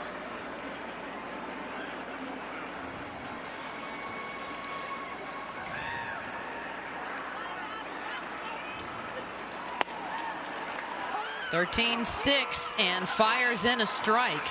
Buck, I wanted to ask you about the pitching change, and I know during the pitching change it was kind of like a bad scenario there with the pitching. Do you have anything you want to talk about in regards to a rule change right away?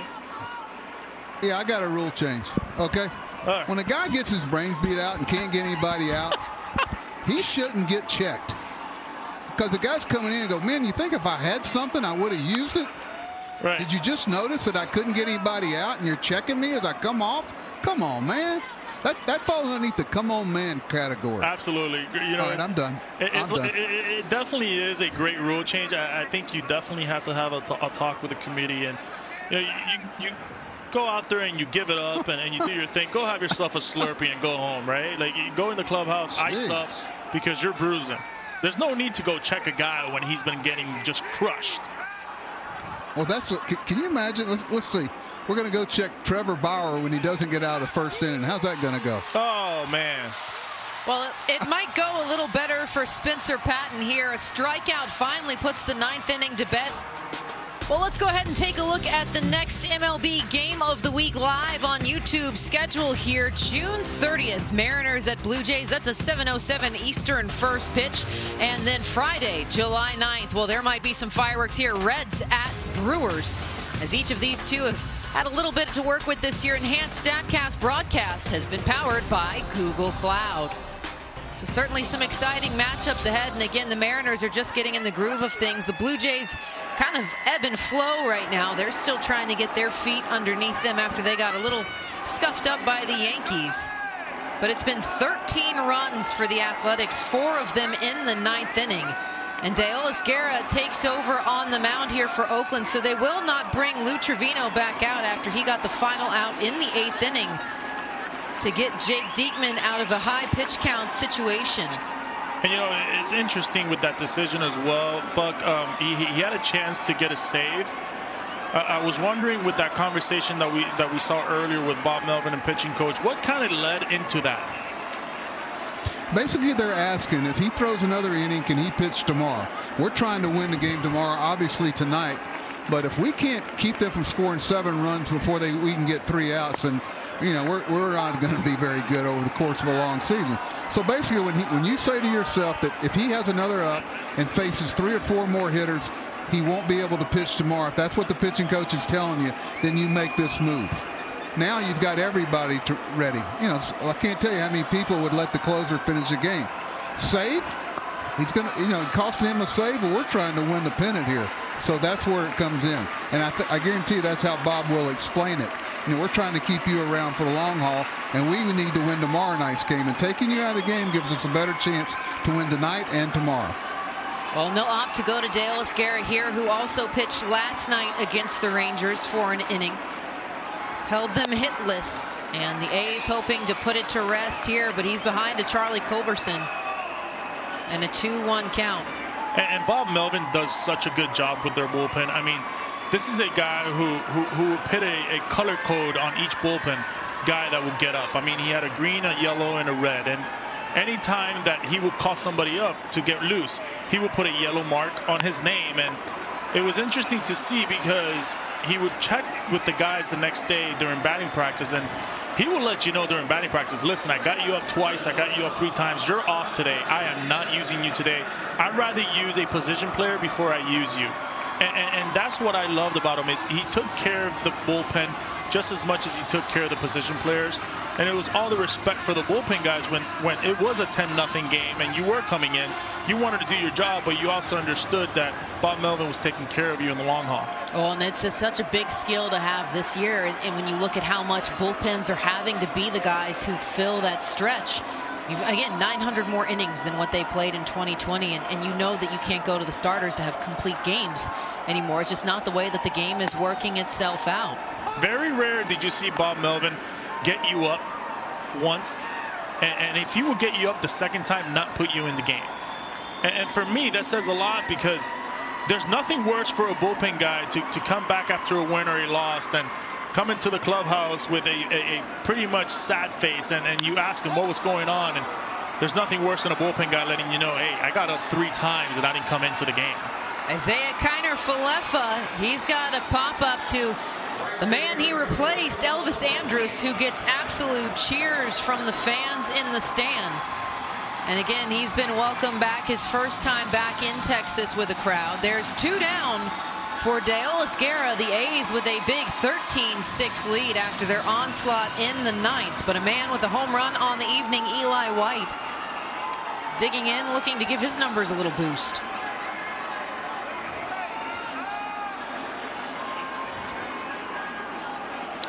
Yonder, you think this guy's trying to get his 4th knock in a 13-6 game? 100%. He's drowning like you don't. He swings, and it's a squib right back. Matt Chapman, he recovers. The throw is in time. And the stellar corners for Oakland. Trying to put the final out here, manager Chris Woodward. He's got the stop sign up for a brief moment as they take a look back, debating if they replay the tentative final out. And they will not. That's going to be the ball game here for the A's. They take it 13-6 and even the series. Take a look here, though, at that ball as it just took a short hop over, an awkward bounce. But again, this is what we've talked about with Matt Chapman. He is just on the money, and the big stretch there from Matt Olson, making sure they go for it. A little bit of a joke now as he had to play that a little awkwardly. And they get everything taken care of.